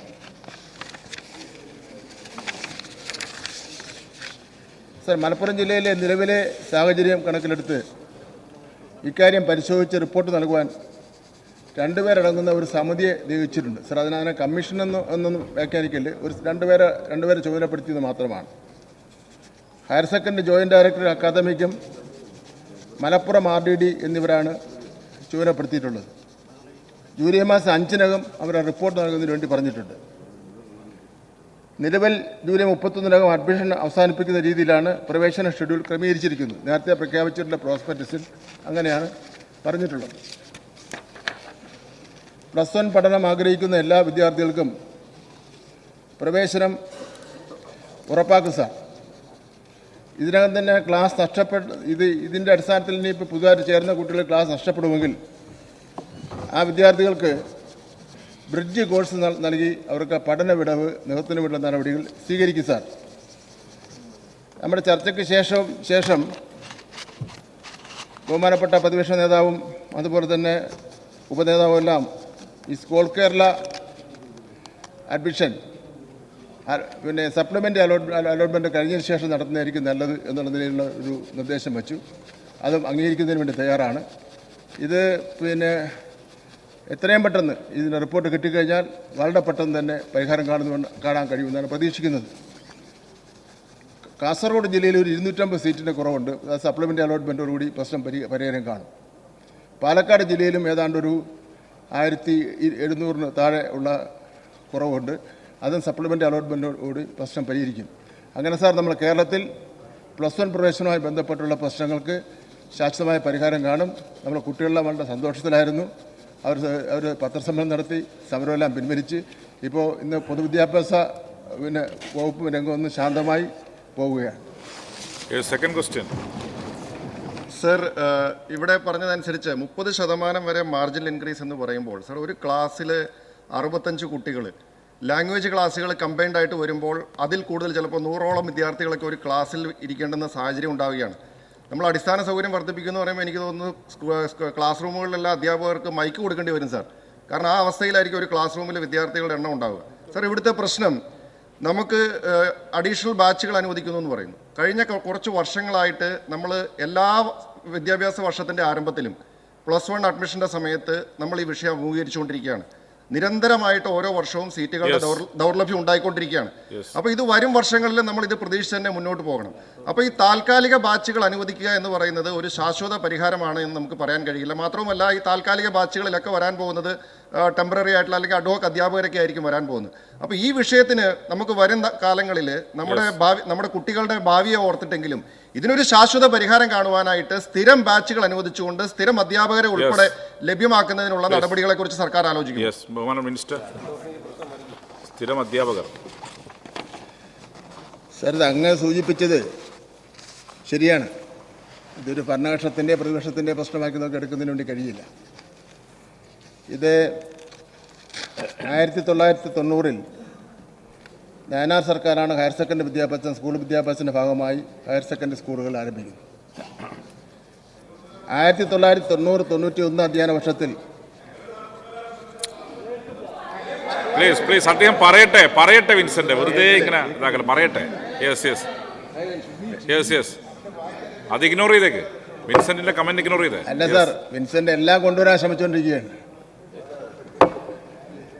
സാർ, 1990-91 അധ്യയന വർഷത്തിൽ ഒരു വിദ്യാഭ്യാസ ജില്ലയിൽ 1 വീതം 31 സർക്കാർ സ്കൂളുകൾ ഹയർ സെക്കൻഡറി ആരംഭിച്ചു. അന്ന് 5160 സീറ്റുകളാണ് നമുക്ക് അന്നുണ്ടായിരുന്നത്. സാർ, നിലവിൽ 2077 ഹയർ സെക്കൻഡറി സ്കൂളുകളിലായി ഇന്നിപ്പോൾ 4.25 ലക്ഷത്തോളം കുട്ടികൾ പഠിക്കാൻ കഴിയത്തക്ക വിധം വിപുലപ്പെട്ട് കഴിഞ്ഞിരിക്കുകയാണ്. 1990-ൽ ഇത് ആരംഭിക്കുമ്പോൾ ഒരു ബാച്ചിൽ 60 കുട്ടികൾ എന്നുള്ള നിലയിലുള്ള ഗവൺമെൻറ് ഉത്തരവാണ് ഇറക്കിയിട്ടുള്ളത്. പിന്നീടാണ് സാർ ഇത് നേരത്തെ പറഞ്ഞ പോലെ ശതമാനമെല്ലാം കൂട്ടിയതിൻ്റെ അടിസ്ഥാനത്തിൽ നമ്പർ കൂട്ടി വന്നത്. 1990-ൽ 1 ലക്ഷത്തിലധികം കുട്ടികൾക്ക് മാത്രമാണ് SSLC കഴിഞ്ഞ് പ്രീ ഡിഗ്രി അടക്കമുള്ള ഉപരിപഠനത്തിന് പഠിക്കാൻ പോകാൻ കഴിയുന്നത്. എന്നാൽ ഇന്ന് സാർ അത് 1990-ൽ 1 ലക്ഷം കുട്ടികൾക്ക് ഉപരിപഠനത്തിന് SSLC പാസ്സായ കുട്ടികൾക്ക് ഉപരിപഠനത്തിന് പോകാൻ കഴിയുമെങ്കിൽ ഇന്ന് നമ്മുടെ എല്ലാവരുടെയും പരിശ്രമത്തിൻ്റെ ഫലമായി ഇന്ന് 4.25 ലക്ഷത്തിലധികം വിദ്യാർത്ഥികൾക്ക് ഹയർ സെക്കൻഡറിയിൽ മാത്രം ഉപരിപഠനത്തിന് സൗകര്യമുണ്ട് എന്നുള്ള കാര്യം ഞാനിവിടെ സൂചിപ്പിക്കുകയാണ്. സർ, വീട്ടിൽ നിന്നും അധിക ദൂരമല്ലാതെ പഠിക്കാൻ കഴിയും. എക്കാലത്ത് ഹയർ സെക്കൻഡറി വിദ്യാഭ്യാസം മെച്ചപ്പെടുത്തുന്നതിന് ഇടതുപക്ഷ ഗവൺമെൻറ് ആയിരുന്നാലും ഐക്യ ജനാധിപത്യ മുന്നണി ഗവൺമെൻറ് ആയിരുന്നാലും ഒക്കെ തന്നെ ഒരു പങ്ക് വഹിച്ചിട്ടുണ്ട്. അപ്പോൾ ഇതിൽ സീറ്റിൻ്റെ കുറവിൻ്റെ കാര്യത്തിൽ ഏതെങ്കിലും ഒരു മുന്നണിയുടെയോ അല്ലെങ്കിൽ ഒരു മുന്നണിയുടെ എന്നൊരു പ്രശ്നമായിട്ട് കാണാൻ വേണ്ടി പറ്റില്ല. ഇത് കൂട്ടായി ആലോചിക്കണം. സാർ, നമുക്കിപ്പം കൂട്ടായി വേണമെങ്കിൽ നമുക്ക് ആലോചിക്കാൻ കഴിയുന്നൊരു കാര്യമുണ്ട്. നമുക്കിപ്പോൾ ഇവിടെ സൂചിപ്പിച്ച പോലെ ഇന്നത്തെ ഒരു സാഹചര്യത്തിൽ എല്ലാ സ്ഥലത്തും സ്ഥലക്കുറവുണ്ട്, ക്ലാസിൻ്റെ കുറവുണ്ട്. നമുക്ക് എല്ലാവർക്കും കൂട്ടായി ആലോചിച്ചാൽ ഷിഫ്റ്റ് സമ്പ്രദായത്തെ സംബന്ധിച്ചിടത്തോളം ആലോചിക്കാൻ കഴിയുന്നൊരു കാര്യമാണ്. അതല്ലെങ്കിൽ മറ്റേതെങ്കിലും നിർദ്ദേശം ഉണ്ടെങ്കിൽ അതിനെ സംബന്ധിച്ചിടത്തോളം ആലോചിക്കാൻ കഴിയുന്ന കാര്യമാണ്. അങ്ങനെ നമുക്ക് എല്ലാവരും കൂട്ടായി ആലോചിച്ചുകൊണ്ട് ഈ കുട്ടികളെ അക്കോമഡേറ്റ് ചെയ്ത് മുന്നോട്ട് പോകുന്നതിനെ സംബന്ധിച്ചിടത്തോളം നമുക്ക് ആലോചിച്ച് പ്രശ്നത്തിന് പരിഹാരം കാണാം. അതിൽ ഉത്കണ്ഠപ്പെടേണ്ട ഒരു കാര്യമില്ല എന്നുള്ള കാര്യം ഞാനിവിടെ സൂചിപ്പിക്കുകയാണ്. ശ്രീ സണ്ണി ജോസഫ്. സാറേ, കേരളത്തിലെ മലബാർ മേഖലയിൽ +1 സീറ്റുകളുടെ കുറവുണ്ടെന്നുള്ള കാര്യം ബഹുമാനപ്പെട്ട മന്ത്രിയും സർക്കാരും അംഗീകരിച്ചു. ആ കാര്യം നമുക്ക് എല്ലാവർക്കും അറിയുന്ന കാര്യമാണ്. അതിന് ഈ താൽക്കാലിക ബാച്ചുകൾക്ക് പകരം സ്ഥിരം ബാച്ചുകൾ, അതിനും അപ്പുറത്തേക്ക് എനിക്ക് ചോദിക്കാനുള്ളത്, ഹൈസ്കൂളുകൾ മാത്രമുള്ള സ്ഥലങ്ങളെ ഹയർ സെക്കൻഡറി സ്കൂളുകളായിട്ട് അപ്ഗ്രേഡ് ചെയ്ത് ഒരു പഞ്ചായത്തിൽ 2 ഹയർ സെക്കൻഡറി സ്കൂളുകളെങ്കിലും അവിടുത്തെ വിദ്യാർത്ഥികൾക്ക് നേരത്തെ മന്ത്രി പറഞ്ഞതുപോലെ, ബഹുമാനപ്പെട്ട മന്ത്രി പറഞ്ഞതുപോലെ തന്നെ അധിക ദൂരത്തിലല്ലാതെ പ്രയാസമില്ലാതെ ഹയർ സെക്കൻഡറി വിദ്യാഭ്യാസത്തിന് സൗകര്യമൊരുക്കത്തക്ക രൂപത്തിൽ ഹൈസ്കൂളുകൾ മാത്രമായി നിൽക്കുന്ന സ്ഥലങ്ങളെ അപ്ഗ്രേഡ് ചെയ്ത് ഹയർ സെക്കൻഡറി സ്കൂളുകളാക്കി ഉയർത്തുന്നതിനുള്ള നടപടികൾ സ്വീകരിക്കും. സാർ, അത് ഒന്ന് ആലോചിക്കാതെ മറുപടി പറയാൻ കഴിയുന്ന കാര്യമല്ല. നമുക്ക് വ്യക്തിപരമായി പറഞ്ഞാൽ നമുക്ക് കൂടുതൽ ബാച്ചുകൾ ആരംഭിക്കുന്നത് തന്നെയാണ് നല്ലത്. നിശ്ചിത ശതമാനം വർദ്ധിപ്പിച്ചാൽ നേരത്തെ പറഞ്ഞ പോലെ ഒരു ക്ലാസ്സിൽ 70-72 കുട്ടികൾ വരുന്ന സാഹചര്യം ഉണ്ടാവും. വിദൂര ഭാവിയിൽ നമുക്ക് ശാശ്വതമായ പരിഹാരം കാണുന്നതിന് വേണ്ടി അങ്ങ് പറഞ്ഞ പോലുള്ള കാര്യങ്ങൾ നമുക്ക് ആലോചിക്കേണ്ടി വരും. ആ സമയത്ത് നമുക്ക് ആലോചിക്കാം. ശ്രീ ടി സിദ്ദിഖ്. സർ, മുമ്പ് കുട്ടികൾ ഏത് സബ്ജക്റ്റ് പഠിക്കണമെന്ന് തീരുമാനിച്ചത് അച്ഛനമ്മമാരാണ് സർ. സർ, ഇപ്പോൾ ഒരു നല്ലൊരു ശതമാനം വിദ്യാർത്ഥികൾ ഏത് സബ്ജക്റ്റ് പഠിക്കണം, എവിടെ പഠിക്കണം എന്ന് തീരുമാനിക്കുന്നത് സർക്കാരാണ്. അതൊരു ഗുരുതരമായിട്ടുള്ള സാഹചര്യമാണ് സർ. സർ, എൻ്റെ നിയോജകമണ്ഡലത്തിൽ ഒരു വളരെ ഗുരുതരമായിട്ടുള്ള ഒരു പ്രശ്നം, നിരവധി പ്രശ്നങ്ങൾ വന്നിട്ടുണ്ട്, അതിലൊന്ന് ചൂണ്ടിക്കാണിക്കാം. സർ, മുഹമ്മദ് ജാസിം എന്ന് പറയുന്ന ENT അതുപോലെ സൈക്യാട്രി ഡിസബിലിറ്റി ഉള്ളതായിരിക്കുന്ന ഒരു കുട്ടിക്ക് തമിഴ്നാടിനോട് ചേർന്ന് കിടക്കുന്ന പഞ്ചായത്താണ് മൂപ്പൈനാട് പഞ്ചായത്ത്. അവിടെയുള്ള കുട്ടിയാണ്. ആ കുട്ടിക്ക് അഡ്മിഷൻ കിട്ടിയിരിക്കുന്നത് കർണാടകയോട് ചേർന്ന് കിടക്കുന്നതായിരിക്കുന്ന കാട്ടിക്കുളത്തെ ഹയർ സെക്കൻഡറി സ്കൂളിലാണ് അഡ്മിഷൻ കിട്ടിയത്. 3.5 മണിക്കൂർ യാത്ര ചെയ്യണം. എന്ത് ചെയ്യും സാർ? ഡിസേബിൾഡ് ആയിട്ടുള്ള ഒരു കുട്ടിയാണ്. ഇതാണ് ഗുരുതരമായിട്ടുള്ള ഒരു സാഹചര്യം. സർ, ചോദ്യം ചോദിക്കുക. സർ, ഇഷ്ട വിഷയങ്ങൾ ലഭിക്കാൻ A+ കിട്ടിയതായിരിക്കുന്ന കുട്ടികൾക്ക് വരെ ഇഷ്ട സബ്ജക്റ്റ് കിട്ടാത്തതായിട്ടുള്ള ഗുരുതരമായ സാഹചര്യം. സർ, ഫുൾ A+ കിട്ടിയതായിരിക്കുന്ന കുട്ടികൾ, സർ എൻ്റെ ചോദ്യം ചോദിക്കുക, ഫുൾ A+ കിട്ടിയതായിരിക്കുന്ന കുട്ടികൾക്ക് വരെ കിട്ടാത്ത സാഹചര്യം. സർ, എൻ്റെ ചോദ്യം, സർ, ഈ സീറ്റ് പ്രശ്നം ഒരു വർഷം പുതുതായി വരുന്നതല്ല, തുടർച്ചയായി എല്ലാ വർഷവും വരികയാണ്. എത്ര കുട്ടികൾ SSLC എഴുതുന്നു എന്നുള്ളത് സർക്കാരിന് മുമ്പിൽ കണക്കുണ്ട്. സർ, ഈ കുട്ടികൾക്ക് ഹയർ സെക്കൻഡറിക്ക് പഠിക്കാൻ ആവശ്യമായിട്ടുള്ള പശ്ചാത്തലം ഒരുക്കാൻ മുൻകൂട്ടിയുള്ള നടപടി സ്വീകരിക്കാതെ റിസൾട്ടിന് ശേഷം പ്രവണത അവസാനിപ്പിച്ച് മുൻകൂട്ടിയുള്ള നടപടികൾക്ക് സർക്കാർ നേതൃത്വം കൊടുക്കുമോ? ചോദ്യം ആർക്കും തിരിഞ്ഞിട്ടില്ല. നമുക്ക് വേണ്ട അങ്ങ് പറഞ്ഞത് ബഹുമാനപ്പെട്ട സ്പീക്കർക്ക് മുഴുവൻ മനസ്സിലായില്ലെങ്കിൽ എനിക്ക് മനസ്സിലായിട്ടുണ്ട്. ഒരു കുഴപ്പമുണ്ട്.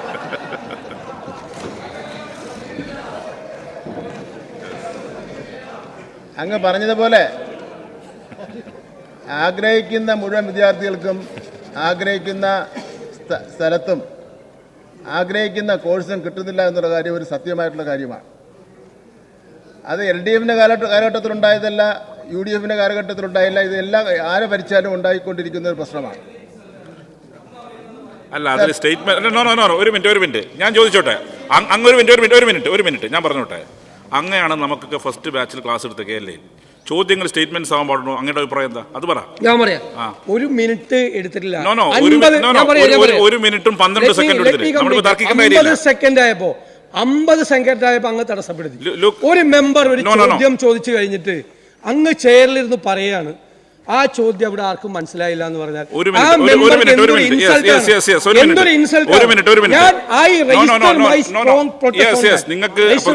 നിങ്ങൾക്ക് പ്രതിഷേധിക്കാൻ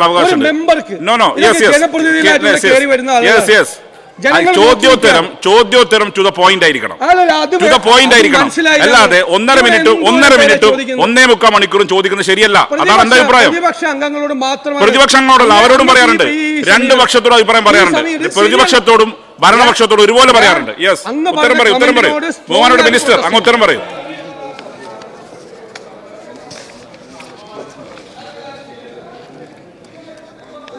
അല്ല, ആരോടും അങ്ങനെ പറയുന്നത് ശരിയല്ല. എല്ലാവരും ബാധിക്കേണ്ട ഉത്തരവാദിത്തമാണിത്. എല്ലാ ആളുകളും ടു ദ പോയിന്റ് ആയിരിക്കണം. അത് എന്റെ അഭിപ്രായം. യെസ് സാർ, ഇതിലെ ഈ 10ാം ക്ലാസ് വരെ എല്ലാ കുട്ടികളും ഒരുപോലെ എല്ലാ വിഷയങ്ങളും പഠിക്കണം. എന്നാൽ 11, 12 ക്ലാസ്സുകൾ അങ്ങനെയല്ല. ഉന്നത വിദ്യാഭ്യാസ രംഗം നടക്കുന്ന വിഷയ പഠനവുമായി ബന്ധപ്പെടുത്തുന്ന തരത്തിലാണ് പ്രസ്തുത ക്ലാസ്സുകളിലെ പഠനത്തെ നിലവിൽ ക്രമീകരിച്ചിരിക്കുന്നത്. അതുകൊണ്ട് തന്നെ വിവിധ വിഷയങ്ങളുടെ കൂട്ടം എന്ന നിലയിലാണ് ഹയർ സെക്കൻഡറി കോഴ്സുകൾ എന്ന് പറയുന്നത്. സർ, അത് ശാസ്ത്രം, ഹ്യൂമാനിറ്റീസ്, കോമേഴ്സ് എന്ന തരത്തിൽ പോവുകയാണ്. അതുകൊണ്ട് തന്നെ വിവിധ സ്കൂളുകളിൽ വിവിധ വിഷയ കോമ്പിനേഷനുകളാണ് ഉണ്ടാവുക. അതുകൊണ്ട് തന്നെ അങ്ങ് പറഞ്ഞതുപോലെ ഉദ്ദേശിക്കുന്ന വിഷയം കിട്ടാൻ സാധ്യത കുറവായിരിക്കും. ഇങ്ങനെ വൈവിധ്യമാർന്ന വിഷയ കോമ്പിനേഷൻ ഉള്ളതിനാൽ 10ാം ക്ലാസ് വരെ ഇല്ലാത്ത വിധം സെലക്ഷൻ പ്രക്രിയയിലൂടെ കുട്ടികൾ കടന്നു പോകേണ്ടി വരും. മെറിറ്റ് സീറ്റിലേക്ക് കൃത്യമായ മാനദണ്ഡങ്ങളുടെ അടിസ്ഥാനത്തിൽ കമ്പ്യൂട്ടർ സാങ്കേതിക വിദ്യ ഉപയോഗിച്ചാണ് സാർ തിരഞ്ഞെടുപ്പ് നടത്തുന്നത്. ആ കാര്യത്തിൽ നമുക്ക് ഇടപെടാൻ കഴിയാത്തത് കൊണ്ടാണ് കുട്ടികൾക്ക് ഇഷ്ടമുള്ള സ്കൂളിലും ഇഷ്ടമുള്ള വിഷയം കിട്ടാത്തത്. സാർ, മാനദണ്ഡങ്ങൾ എന്താണെന്ന് പ്രോസ്പെക്ടസിനെ കൃത്യമായി പ്രസിദ്ധീകരിച്ചിട്ടുണ്ട്. എല്ലാ കോഴ്സുകളും അക്കാദമികമായി തുല്യ പ്രാധാന്യമാണുള്ളത്. ഏതെങ്കിലും ചില കോഴ്സുകളിലേക്ക് മാത്രം കാര്യങ്ങളെ പരിമിതപ്പെടുത്തുന്നത് ഒരു രാജ്യത്തിൻ്റെ വിവിധങ്ങളായ വികസന ആവശ്യങ്ങളുമായി പൊരുത്തപ്പെട്ട് പോകുന്നില്ല. അതിനാൽ കൃത്യമായ മാനദണ്ഡങ്ങളുടെ അടിസ്ഥാനത്തിലാണ് നമുക്കിതിൻ്റെ റാങ്ക് ലിസ്റ്റ് തയ്യാറാക്കുന്നത്. സർ, ഇതിൽ ഒരു കാര്യം കൂടെ പറയാം. ഓരോ വിദ്യാർത്ഥിയുടെയും weighted grade point average WGPA എന്ന് പറയും. അതാണ് പ്രവേശനത്തിൻ്റെ മാനദണ്ഡം. വിദ്യാർത്ഥിക്ക് SLCക്ക് പഠിച്ച സ്കൂളിൽ തന്നെ പ്രവേശനം ലഭിക്കുന്നതിനായി പഠിച്ച സ്കൂളിന് 2 ബോണസ് പോയിന്റ്, താമസിക്കുന്ന ലോക്കൽ ബോഡിയിൽ തന്നെയുള്ള സ്കൂളിൽ പ്രവേശനം ഉറപ്പാക്കുന്നതിനായി താമസിക്കുന്ന ലോക്കൽ ബോഡിയിലെ സ്കൂളിന് 2 ബോണസ് പോയിന്റ്. സാർ,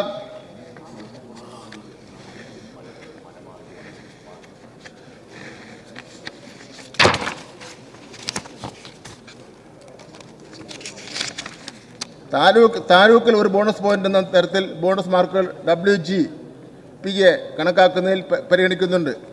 അക്കാദമിക മികവിന് കിട്ടുന്ന ഗ്രേഡുകൾക്ക് മുൻതൂക്കം ലഭിക്കുന്ന തരത്തിലാണ് WGPA കണക്കാക്കുന്നത്. WGPA തുല്യമാകുന്ന പക്ഷം ഗ്രേസ് മാർക്ക് ലഭിക്കാത്ത വിദ്യാർത്ഥിയെ റാങ്കിൽ ആദ്യം പരിഗണിക്കുകയും ചെയ്യുന്നുണ്ട്. സാർ, ഈ നടപടിക്രമങ്ങളെല്ലാം പൂർത്തീകരിച്ചിട്ടാണ് സാർ റാങ്ക് ലിസ്റ്റ് വരുന്നത്. ആ അവസരത്തിൽ 0.5%, 1%ൻ്റെയും വ്യത്യാസം വന്നു കഴിഞ്ഞാൽ ചിലപ്പോൾ മാർക്കിനേക്കാൾ കൂടുതൽ ഈ ലോക്കൽ പരിഗണനയിൽ വെച്ച് ആ കുട്ടിക്ക് അതാ സ്ഥലത്തിന് അഡ്മിഷൻ കിട്ടുന്ന വിഷയം വരും. ഇന്നിപ്പോൾ പുതിയൊരു കാര്യം ഉയർന്നു വന്നിട്ടുണ്ട്, പത്രമാധ്യമങ്ങളൊക്കെ വന്നിട്ടുണ്ട്. മാർക്കിൻ്റെ അടിസ്ഥാനത്തിൽ എന്തുകൊണ്ട് നമുക്ക് അലോട്ട്മെൻറ്റ് നടത്തിക്കൂടാ എന്നുള്ള വിവരം. അതെല്ലാം നമുക്ക് പൊതുവിൽ നമുക്ക് ചർച്ച ചെയ്യേണ്ട കാര്യമാണ്. മാർക്കിൻ്റെ അടിസ്ഥാനത്തിൽ മാത്രം നമ്മൾ കാര്യങ്ങൾ തീരുമാനിച്ചാൽ ദൂരവ്യാപകമായ പ്രത്യാഘാതങ്ങൾ ഉണ്ടാകുന്നതാണ്. അപ്പോൾ അതുകൊണ്ട് ആ കാര്യങ്ങളൊക്കെ നമുക്ക് കൂട്ടായി ആലോചിച്ച് കാര്യങ്ങൾ ചെയ്യേണ്ട കാര്യമാണെന്ന് ഞാൻ സൂചിപ്പിക്കുകയാണ്. സർ, ഓരോ വിദ്യാർത്ഥിക്കും അവരുടെ ഓപ്ഷൻ അടിസ്ഥാനത്തിലാണ് സ്കൂൾ ലഭിക്കുന്നത്. ഭിന്നശേഷിക്കാരായ കുട്ടികൾക്ക് പ്രത്യേക പരിഗണന നൽകി വീട്ടിനടുത്ത് പഠിക്കുന്നതിന് അവസരം ലഭിക്കുന്നുണ്ട്. ഇപ്പോൾ അങ്ങ് പറഞ്ഞ ഭിന്നശേഷിക്കാരന് എന്തെങ്കിലും അസൗകര്യം ഉണ്ടെങ്കിൽ അത് അങ്ങ് ഒരു പെറ്റീഷൻ വാങ്ങി തരുക. നമുക്ക് എന്ത് ചെയ്യാൻ കഴിയുമെന്ന് ചോദിച്ചാൽ പരിശോധിക്കാം. Shrimati KK Rema. Sir, higher സെക്കൻഡറിയിൽ ഇപ്പോൾ നിലവിലുള്ള മാതൃകയിൽ 10ാം ക്ലാസ്സിലും ഗ്രേസിനൊപ്പം സ്കോർ കൂടി രേഖപ്പെടുത്തിയാൽ ഇപ്പോൾ അഡ്മിഷനുമായി ബന്ധപ്പെട്ടുള്ള പ്രശ്നങ്ങൾക്ക് കുറേയേറെ പരിഹാരം ഉണ്ടാക്കാനും അർഹരായ കുട്ടികൾക്ക് അഡ്മിഷൻ നേടാനും സാധിക്കും. സർ, ഈ കാര്യത്തിൽ ബഹുമാനപ്പെട്ട കേരള ഹൈക്കോടതി ഒരു കുട്ടിയുടെ പരാതിയുമായി ബന്ധപ്പെട്ട ഒരു വിഷയത്തിൽ ഗ്രേഡിനൊപ്പം മാർക്ക് കൂടി സ്കോർ കൂടി പരിഹരിക്കണമെന്ന് നിർദ്ദേശിച്ചിരുന്നു. ഈ നിർദ്ദേശം പരിശോധിക്കാൻ ബഹുമാനപ്പെട്ട വിദ്യാഭ്യാസ വകുപ്പ് തയ്യാറാകുമോ? ഇതിന് എന്തെങ്കിലും തടസ്സങ്ങൾ നിലവിലുണ്ടോ എന്നുള്ളതാണ്. സർ, പരാതി കോടതിയിൽ പോയേ ഉള്ളൂ ബഹുമാനപ്പെട്ട അംഗം. അതിനെ സംബന്ധിച്ചിടത്തോളം കോടതി ഒരു ഉത്തരവ് ഇറക്കിയിട്ടില്ല.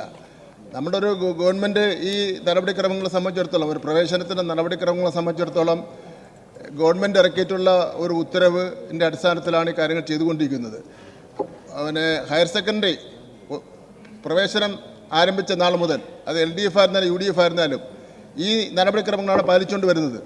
ഒരു പരാതി അതിനെ സംബന്ധിച്ചോളം വന്നിട്ടുള്ള പരാതി വീടിനടുത്ത് കിട്ടിയില്ല, ഇഷ്ടമുള്ള സബ്ജക്റ്റ് കിട്ടിയില്ല എന്നുള്ളതൊക്കെയാണ്. അത് ഈ പോയിന്റിൽ ഞാൻ നേരത്തെ പറഞ്ഞ പോലുള്ള വ്യത്യാസത്തെ സംബന്ധിച്ചിടത്തോളമാണ്. കോടതിയുടെ വിധി എന്തെങ്കിലും വന്നു കഴിഞ്ഞാൽ ആ കോടതി വിധി നടപ്പിലാക്കാൻ നമ്മളെല്ലാം ബാധ്യതപ്പെട്ടതാണ്. അപ്പോഴത് ആലോചിക്കാം. ശ്രീ PV അൻവർ. സർ, 1ാം വർഷ ഹയർ സെക്കൻഡറി പ്രവേശന നടപടികൾ പരിഷ്കരിക്കാനുള്ള ഏതെങ്കിലും പരിപാടിയുണ്ടോ? ഉണ്ടെങ്കിൽ അതെന്തൊക്കെയാണെന്ന് വിശദീകരിക്കാമോ? Yes minister.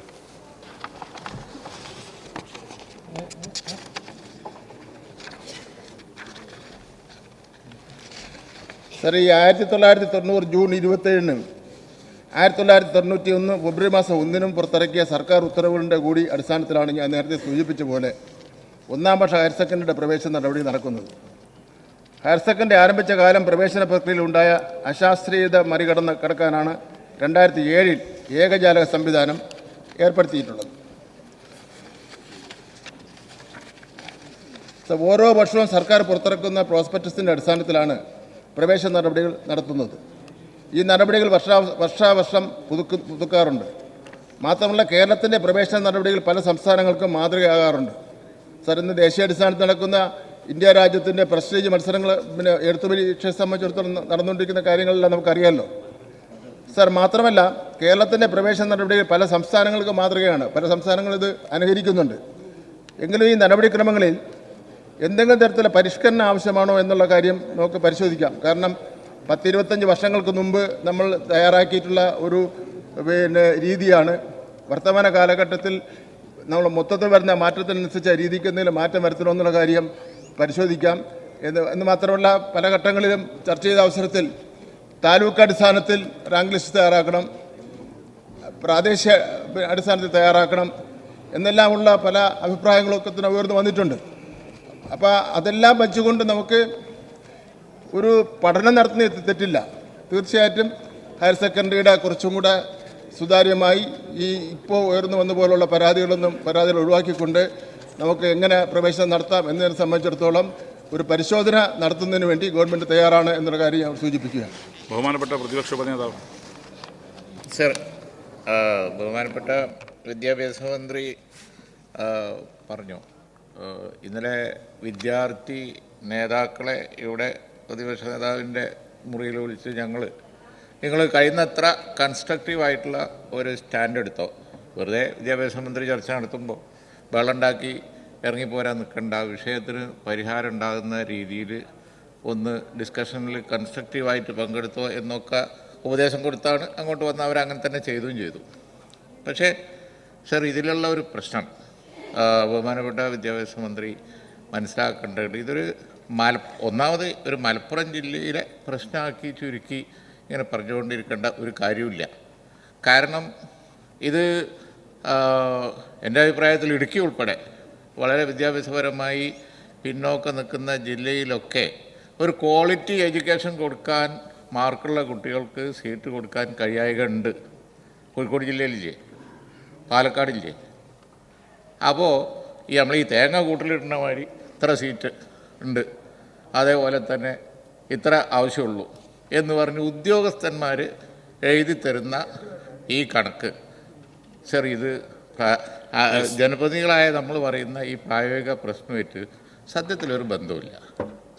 അതുകൊണ്ട് സാമ്പത്തിക ചെലവാണ് പ്രശ്നം എന്നുണ്ടെങ്കിൽ അത് വെച്ച് വർത്തമാനം പറഞ്ഞ് കൂട്ടായി ആലോചിക്കണം. അല്ലാതെ ഈ പ്രശ്നത്തിനെ ഇങ്ങനെ പ്രാദേശികമായി ലഘൂകരിച്ച് കണ്ട് അവിടെ നിന്നുള്ള ഒരു കമ്മിറ്റി വെച്ച് എന്നിട്ട് അവർ തരുന്ന റിപ്പോർട്ട് ഇനി എന്താ നോക്കുക. പാലക്കാട് ജില്ലയിൽ ഏറ്റവും കൂടുതൽ പ്രശ്നമുണ്ട്, കോഴിക്കോട് ജില്ല അതിനേക്കാൾ പ്രശ്നമുണ്ട്. ഇപ്പോൾ സിദ്ദീഖ് പറഞ്ഞ കാസർഗോഡുണ്ട്. ക്വാളിറ്റി എഡ്യൂക്കേഷൻ എവിടെയെങ്കിലും പോയി ചേർന്നോ നിങ്ങൾക്ക് അത്ര മതി എന്നുള്ളൊരു സമീപനം നമുക്ക് കുട്ടികളോട് എടുക്കാൻ പറ്റുമോ? അപ്പോൾ ഇത് വളരെ ഗൗരവമുള്ള ഇന്നലെ തീരുമാനം വന്നതിന് ശേഷമുള്ള മീഡിയ റിപ്പോർട്ടുകൾ ഒക്കെ പരിശോധിച്ചാൽ അറിയാം. ആ പ്രഖ്യാപനത്തിൽ ഇങ്ങനൊരു അപാകത ഉണ്ട്. അപ്പോൾ 5-ാം തീയതി റിപ്പോർട്ട് വരുന്നതിൻ്റെ മുമ്പ് റിയൽ പ്രശ്നം ഒന്ന് അഡ്രസ്സ് ചെയ്യാൻ ബഹുമാനപ്പെട്ട വിദ്യാഭ്യാസ മന്ത്രി ഈ ഉദ്യോഗസ്ഥന്മാർ പറയുന്ന കണക്കല്ലാതെ എന്താണ് ഈ ജില്ലകളിലൊക്കെ ഉള്ള പ്രശ്നം എന്നൊന്ന് സ്റ്റഡി ചെയ്ത് സർക്കാർ സ്കൂളിൽ കൊടുത്താൽ മതി. പക്ഷേ അത്രയധികം പണം സർക്കാരിന് ചിലവാക്കാൻ കഴിയും. അതുകൊണ്ടാണ് എയ്ഡഡ് സ്കൂളിൻ്റെ പ്രശ്നം വരുന്നത്. എയ്ഡഡ് സ്കൂളിൽ വരുമ്പോൾ പിന്നെ ശമ്പളം കൊടുക്കേണ്ട വിഷയമുണ്ട്, സ്ഥിരം പോസ്റ്റ് വരുമ്പോൾ വലിയ ചിലവ് വരും. ഇത് പറഞ്ഞാൽ നാട്ടുകാർക്കും എല്ലാവർക്കും മനസ്സിലാവില്ലേ? അതുകൊണ്ട് ആ കാര്യം ആ രീതിയിൽ കണ്ട് ഈ വിഷയത്തെ സംബന്ധിച്ച് അജണ്ട വെച്ചൊന്ന് ചർച്ച ചെയ്ത് ഒരു സ്ഥിരം, അതാണ് വിദ്യാഭ്യാസ മന്ത്രിക്ക് ആവശ്യം. മറ്റുള്ള റെസ്ട്രിക്ഷൻസൊക്കെയാണ് അദ്ദേഹത്തെ കൊണ്ട് ഇങ്ങനെ പറയിപ്പിക്കുന്നത്. അത് ഞങ്ങൾക്കും അറിയാം, അദ്ദേഹത്തിൻ്റെ നെഗറ്റീവ് സ്റ്റാൻഡ് അല്ല. പക്ഷേ ഇതിനെ ഒരു സീരിയസ് ആയിട്ട് എടുക്കാതെ ഇത് മലപ്പുറം ജില്ല ഇങ്ങനെ പറയുന്നത് ഹെൽത്തി അല്ല. അതുകൊണ്ട് ഈ കാര്യത്തിൽ ഒരു തിരുത്ത് ആവശ്യമുണ്ട്. വിദ്യാഭ്യാസ മന്ത്രി തയ്യാറാവുക എന്നാണ് എൻ്റെ ബഹുമാനപ്പെട്ട മിനിസ്റ്റർ. സർ, അങ്ങ് പറഞ്ഞതെല്ലാം നമുക്ക് പരിശോധിക്കാം സാർ, അതൊന്നും ഞാനിപ്പോൾ തള്ളിക്കളയുന്നില്ല. പക്ഷേ അങ്ങ് എന്നെക്കാൾ കൂടുതൽ സീനിയറായിട്ടുള്ള പൊളിറ്റിക്കൽ ലീഡറാണ് കേരളത്തിലെ. എന്നെക്കാൾ കൂടുതൽ പ്രാവശ്യം മന്ത്രിയായിട്ട് MLA ആയിട്ട് ഇരുന്ന ആളാണ് ഞാൻ. അത്രയും പ്രാവശ്യം ഇരുന്നിട്ടില്ല സാർ. അവരെ ഈ ഉദ്യോഗസ്ഥന്മാർ വന്ന് പറഞ്ഞാൽ അത് മാത്രം അംഗീകരിക്കുന്നവരാണോ കുഞ്ഞാലിക്കുട്ടി സാറും ഞാനും ഒക്കെ? അത് നമുക്ക് അംഗീകരിക്കുന്നത് വളരെ കുറവായിരിക്കും. നമ്മളത് ഈ ബ്യൂറോക്രസിയുടെ രീതി നമുക്കറിയില്ലേ സാർ. നമുക്ക് അവരെ അങ്ങ് പരിപൂർണ്ണമായിട്ട് വിശ്വസിക്കാൻ പറ്റുമോ? ഉപേക്ഷിക്കാനും പറ്റില്ല. അപ്പോൾ അതുകൊണ്ട് സാർ നമ്മൾ കൊണ്ട് തരുന്ന കണക്ക് 10 പ്രാവശ്യം ചെക്ക് ചെയ്യും, പലരെയും കൊടുത്ത് രഹസ്യമാർ ചെക്ക് ചെയ്യും. അതിനുശേഷമേ പറയുള്ളൂ. അങ്ങും അത് തന്നെ ചെയ്തുകൊണ്ടിരിക്കുന്നത്, ഞാനും അത് തന്നെയാണ് ചെയ്തുകൊണ്ടിരിക്കുന്നത്. പിന്നെ അതിലെന്തെങ്കിലും കുറവുണ്ടെങ്കിൽ നമുക്ക് നോക്കാം സാർ. സാർ ഇത് സാർ വേറൊരു കാര്യം സാർ വേറൊരു കാര്യം, ഞാൻ 2-3 പ്രാവശ്യം കണക്ക് മലപ്പുറം ജില്ലയിലെ കണക്ക് ഇവിടെ പറഞ്ഞുകൊണ്ട് ഞാനത് വീണ്ടും ആവർത്തിക്കുന്നില്ല സാർ. ഞങ്ങൾ വിദ്യാർത്ഥി സംഘടന നേതാക്കളും കൂടെ, സ്പീക്കർ സാർ 1 മിനിറ്റ് കൂടെ, ഞങ്ങൾ വിദ്യാർത്ഥി സംഘടനകൾ എല്ലാം കൂടെ ചേർന്ന് യോഗം കൂടിയപ്പോൾ അങ്ങും പ്രതിപക്ഷ നേതാവിൽ ഇടപെട്ടിരുന്നു. അതിൻ്റെ ഒരു ശാന്തത അവരിൽ കാണാൻ വേണ്ടി കഴിഞ്ഞു സാർ. അപ്പോൾ എനിക്ക് മനസ്സിലായി എന്നെ 10 മിനിറ്റ് തടഞ്ഞിട്ടത് ആര് പറഞ്ഞിട്ടാണെന്നുള്ളത് എനിക്ക്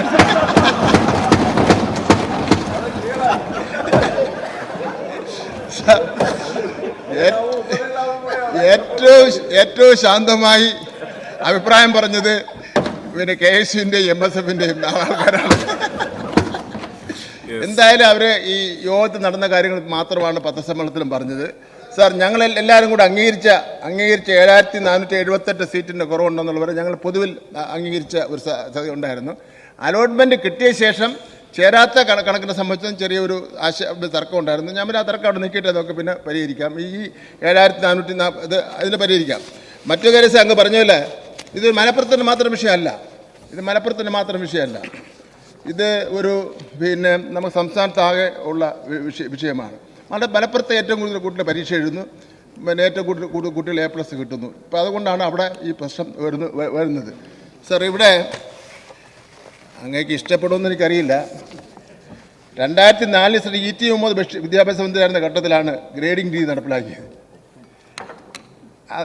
അന്ന് മുതലാണ് ഈ മൂല്യനിർണ്ണയത്തിൻ്റെ ഗ്രേഡിംഗ് രീതിയൊക്കെ വന്നിട്ടുള്ളത്. അതിൻ്റെ കൂടുതൽ ഡീറ്റെയിൽസ് ഞാൻ പറയുന്നില്ല. അന്ന് രാജേഷ് സാർ തിരുവനന്തപുരം ജില്ലയിൽ അങ്ങയുടെ ബില്ല് അത് ഡിമാൻഡാണ് സാർ. തിരുവനന്തപുരം ജില്ലയിൽ കുറവില്ല സാർ. തിരുവനന്തപുരം ജില്ലയിൽ കുറവില്ല.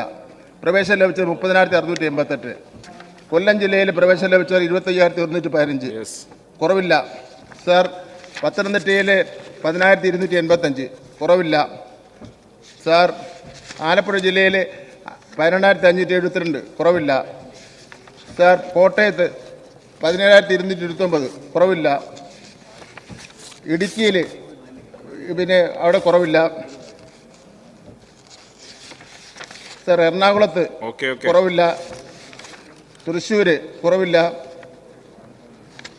അദ്ദേഹത്തിന് കൊടുത്തേക്ക് സാർ. പാലക്കാട് 1757 സീറ്റിൻ്റെ കുറവുണ്ട് സാർ. മലപ്പുറത്ത് ഞാൻ നേരത്തെ പറഞ്ഞ 7478 സീറ്റിൻ്റെ കുറവുണ്ട്. കോഴിക്കോട് കുറവില്ല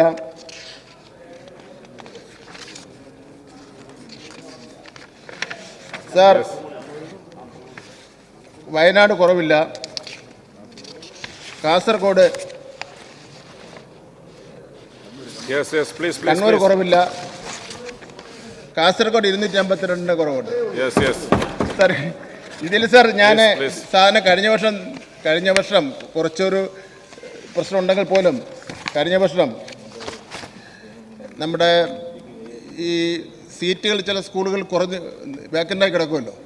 വേക്കൻ്റായി കിടന്നുകൊണ്ട് ഒരു ഗുണമില്ലല്ലോ, നമ്മളെ കുട്ടികളെ പഠിക്കേണ്ടതാണല്ലോ. അങ്ങനെ വന്നു കഴിഞ്ഞാൽ പ്രത്യേക നിർദ്ദേശം കൊടുത്ത് ഹെഡ് മാസ്റ്ററും കൂടെ സമ്മതിക്കാമെങ്കിൽ ഞങ്ങൾ പിന്നെ കുട്ടികൾക്ക് അപേക്ഷ കൊടുക്കുന്നതിനൊരു സ്പെഷ്യൽ ഓർഡർ കൊടുക്കാറുണ്ട്. ഏറ്റവും കൂടുതൽ അങ്ങനെ വാങ്ങിയിട്ടുള്ളത് നമ്മുടെ കാസർഗോഡുള്ള 2 MLA-മാരാണ്. അവർക്ക് നമ്മൾ ഒരു പ്രശ്നമില്ലാതെ ഇല്ലേ? യെസ് യെസ്, അവർ നന്ദി പറഞ്ഞു പ്ലീസ്. അദ്ദേഹം നന്ദി പറഞ്ഞു. യെസ് സാർ, അതുകൊണ്ട് പൊതുവിദ്യാഭ്യാസ രംഗം കൈകാര്യം ചെയ്യുന്നത് കക്ഷി രാഷ്ട്രീയത്തിനതീതമായി നമ്മൾ എല്ലാവരും കൂടെയാണെന്നുള്ള കാര്യം ഇപ്പോൾ നമുക്ക് ബോധ്യപ്പെട്ടല്ലോ.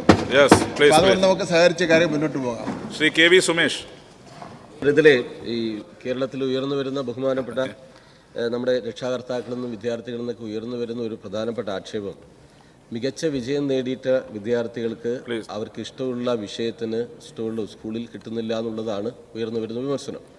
സാർ, ഇതിൻ്റെ വസ്തുത എന്താണ് എന്നതാണ് ബഹുമാനപ്പെട്ട മിനിസ്റ്ററോട് ഞാൻ ചോദിക്കുന്നത്. ബഹുമാനപ്പെട്ട അങ്ങ് സുമേഷ്, വസ്തുത ഒന്ന് നമുക്ക് അവർക്ക് ഇഷ്ടമുള്ള പിന്നെ കോഴ്സ് കിട്ടുന്നില്ല, ഇഷ്ടമുള്ള സ്കൂളിൽ കിട്ടുന്നില്ല, ഇഷ്ടമുള്ള വിദ്യാഭ്യാസ സ്ഥാപനത്തിൽ കിട്ടുന്നില്ല എന്നൊക്കെ പറഞ്ഞൊരു പ്രശ്നമാണ്. എങ്കിലും 10ാം ക്ലാസ് വരെ എല്ലാ കുട്ടികളും ഒരുപോലെ എല്ലാ വിഷയങ്ങളും പഠിക്കണം. എന്നാൽ 11, 12 ക്ലാസ്സുകൾ അങ്ങനെയല്ല. ഉന്നത വിദ്യാഭ്യാസത്തിൽ നടക്കുന്ന വിഷയപഠനവുമായി ബന്ധപ്പെടുത്തുന്ന തരത്തിലാണ് പ്രസ്തുത ക്ലാസ്സുകളിലെ പഠനത്തിൻ്റെ നിലവിൽ ക്രമീകരിച്ചിരിക്കുന്നത്. സർ, അതുകൊണ്ട് തന്നെ വിവിധ വിഷയങ്ങളുടെ കൂട്ടമെന്ന നിലയിലാണ് ഹയർ സെക്കൻഡറി കോഴ്സുകൾ എന്ന് പറയുന്നത്. അത് ശാസ്ത്ര, ഹ്യൂമാനിറ്റീസ്, കൊമേഴ്സ് എന്ന തരത്തിലാണ് ഉള്ളത്. അതുകൊണ്ട് തന്നെ വിവിധ സ്കൂളുകളിൽ വിവിധ വിഷയ കോമ്പിനേഷനാണ് ഉണ്ടാവുക. അങ്ങനെ വൈവിധ്യമാർന്ന വിഷയ കോമ്പിനേഷൻ ഉള്ളതിനാൽ 10ാം ക്ലാസ് വരെ ഇല്ലാത്ത വിധം സെലക്ഷൻ പ്രക്രിയയിലൂടെ കുട്ടികൾ കടന്നു പോകേണ്ടി വരും. സാർ, മെറിറ്റ് സീറ്റിലെത്തിക്ക് കൃത്യമായ മാനദണ്ഡങ്ങളുടെ അടിസ്ഥാനത്തിൽ കമ്പ്യൂട്ടർ സാങ്കേതിക വിദ്യ ഉപയോഗിച്ചാണ് തെരഞ്ഞെടുപ്പ് നടത്തുന്നത്. മാനദണ്ഡങ്ങൾ എന്താണെന്ന് പ്രോസ്പെക്ടസിൽ കൃത്യമായി രേഖപ്പെടുത്തിയിട്ടുണ്ട്. എല്ലാ കോഴ്സുകളും അക്കാദമികമായി തുല്യ പ്രാധാന്യമാണുള്ളത്. സാർ, ഏതെങ്കിലും ചില കോഴ്സുകളിലേക്ക് മാത്രം കാര്യങ്ങളെ പരിമിതപ്പെടുത്തുന്നത് അത് ശരിയല്ല. അപ്പോൾ അതാണ് സാർ ഏറ്റവും പ്രധാനപ്പെട്ട കാര്യം. കമ്പ്യൂട്ടർ സാങ്കേതിക വിദ്യയിലൂടെയാണ് പ്രവേശന നടപടികൾ ക്രമീകരിക്കുന്നത്. അതിനെ സംബന്ധിച്ചിടത്തോളം ഒരു പരാതികളും വന്നിട്ടില്ല. സാർ, നമ്മുടെ മുന്നിലുള്ള കാര്യം 10ാം ക്ലാസ് പാസ്സായി വരുന്ന എല്ലാ കുട്ടികളും +1 പഠിക്കുന്നുണ്ടോ, ITIക്ക് പോകുന്നുണ്ടോ, പോളിടെക്നിക്കിന് പോകുന്നുണ്ടോ, അല്ലെങ്കിൽ SLC കഴിഞ്ഞ ശേഷമുള്ള ഒരുപാട് മറ്റ് കോഴ്സുകളുണ്ട് അതിന് പോകുന്നുണ്ടോ, സ്മോൾ കേരളയുടെ കോഴ്സിന് പോകുന്നുണ്ടോ? ഇപ്പോൾ പലപ്പോഴും അത്തരം കോഴ്സുകളെ അംഗീകരിക്കുന്നതിന് പലരും തയ്യാറാവുന്നില്ല. ഇത് പ്രശ്നം കഴിഞ്ഞ ശേഷം പിന്നെ അംഗീകരിക്കുന്നു എന്നുള്ളതാണ്. അതാണ് എന്നെ സംബന്ധിച്ച് സൂചിപ്പിക്കാനുള്ളത്. ശ്രീ മുഹമ്മദ് മോഹസിൻ, ചോദ്യം പെട്ടെന്ന്. പാലക്കാട് ജില്ലയിൽ പരിഗണിക്കുമ്പോൾ പട്ടാമ്പിയെ പ്രത്യേകം പരിഗണിക്കണമെന്ന് അഭ്യർത്ഥിക്കുകയാണ്. സാർ, നമ്മുടെ കേരളത്തിൽ പല സ്കൂളുകളിലും ഹയർ സെക്കൻഡറി സ്കൂളിൽ ഒരു ക്ലാസ്സിൽ 60-ലധികം കുട്ടികൾ പഠിക്കുന്നുണ്ട്. എന്നാൽ ചില സ്കൂളുകളിൽ അത്ര തന്നെ പല ബാച്ചുകളിലും ആവശ്യത്തിനുള്ള കുട്ടികളുമില്ല എന്നുള്ളൊരു പ്രശ്നമുണ്ട്. ഇത് വിവിധ സ്കൂളുകളിലുണ്ട്. അപ്പോൾ ഈ പ്രശ്നം കൂടി ഇപ്പോൾ ഈ അഡ്മിഷൻ്റെ കാര്യങ്ങൾ ചർച്ച നടക്കുമ്പോൾ ഇതുകൂടി അഭിമുഖീകരിക്കാനുള്ള ഒരു നടപടി സ്വീകരിക്കുമോ? ശരിക്കും അങ്ങനെ വിഷയം ശ്രദ്ധയിൽപ്പെട്ടിട്ടുണ്ടോ? മിനിസ്റ്റർ.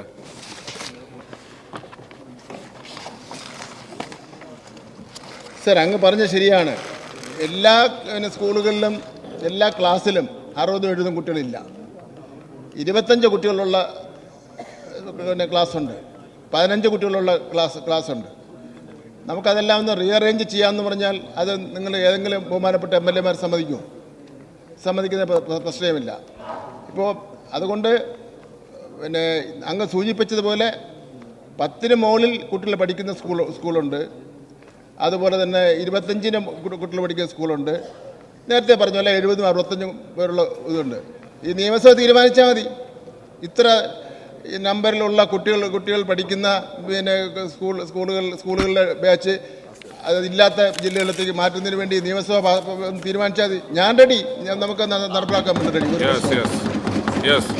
ചോദ്യം നമ്പർ 243 ശ്രീ ചാണ്ടി ഉമ്മൻ ചുമതലപ്പെടുത്തിയ പ്രകാരം ഡോക്ടർ മാത്യു കോയൽനാടൻ, ബഹുമാനപ്പെട്ട പൊതുമരാമത്ത് വിനോദസഞ്ചാര വകുപ്പ് മന്ത്രി.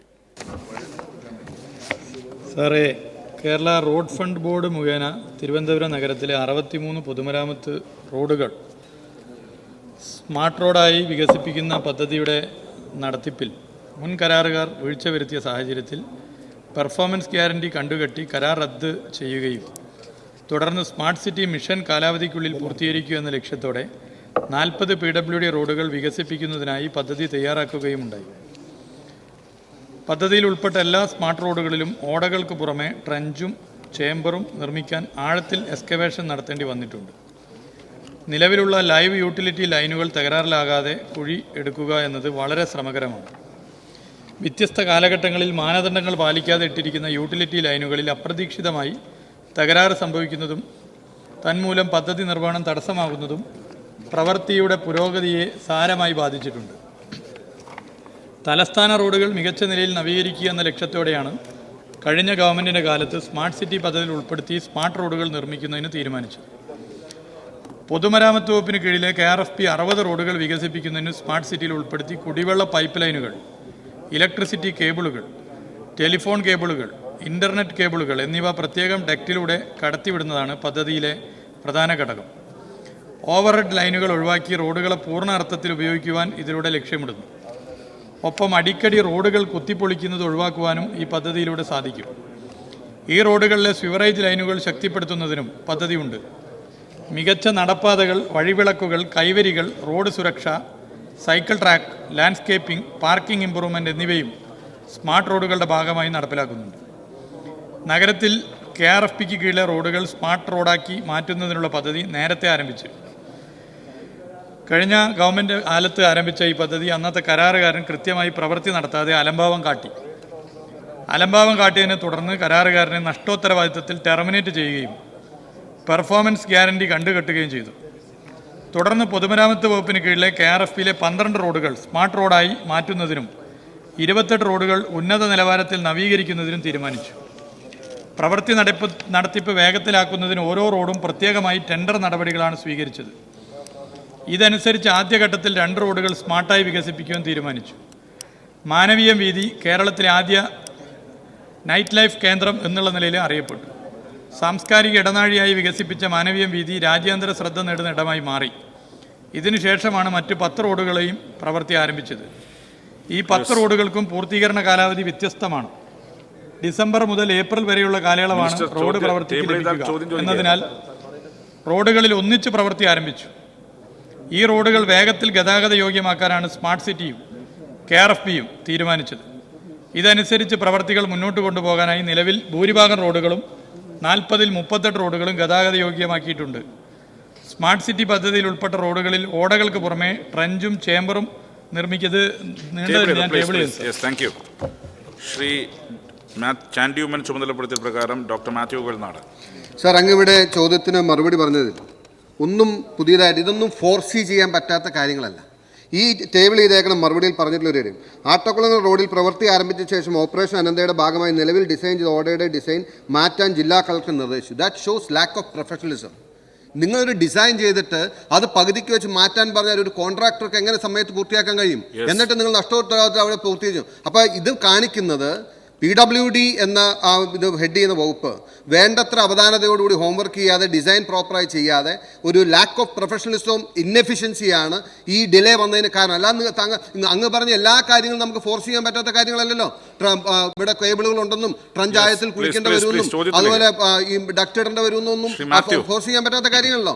There is no reason stated which delayed the project. അതെന്താണെന്ന് കൃത്യമായി പറയാൻ കഴിയും? സർ, ഞാൻ ഇതിന് നാൾവഴികൾ നേരത്തെ പറഞ്ഞു. കരാറുകാരൻ ഇതുമായി ബന്ധപ്പെട്ടെടുത്ത നിലപാട് അത് തെറ്റായ നിലപാടാണ്.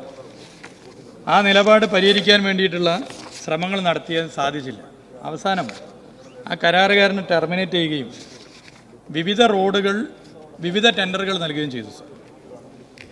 സർ, ഇതിൻ്റെ ഭാഗമായി 28 റോഡുകളിൽ 25 റോഡും യുദ്ധകാലാടിസ്ഥാനത്തിലാണ് അതിൻ്റെ പ്രവർത്തനം നടന്നത്. മാർച്ച് മാസത്തിനുള്ളിൽ തന്നെ ടാർ ചെയ്ത് ഗതാഗത യോഗ്യമാക്കി. സർ, മാനവീയം വീതിയും കലാഭവമണി റോഡും ഓഗസ്റ്റ് 2023 ഗതാഗതത്തിന് തുറന്നു കൊടുത്തു. VJT hall flyover road 1/2/2024 തുറന്നു കൊടുത്തു. Spencer junction AKG junction road 21/3 തുറന്നു കൊടുത്തു. സ്റ്റാറ്റ്യൂ ജനറൽ ആശുപത്രി റോഡ് 1/4/2024 തുറന്നു കൊടുത്തു. നോർക്ക ഗാന്ധിഭവൻ റോഡ് 3/4/2024 തുറന്നു കൊടുത്തു. കിള്ളിപ്പാലം അട്ടകുളങ്ങര റോഡ് 2 വരിപ്പാത 14/4/2024 തുറന്നു കൊടുത്തു. സർ, തൈക്കാട് ഹൗസ് കീഴേ തമ്പാനൂർ മോഡൽ സ്കൂൾ മുതൽ ശാസ്ത ക്ഷേത്രം വരെ 15/4/2024 തുറന്നു കൊടുത്തു.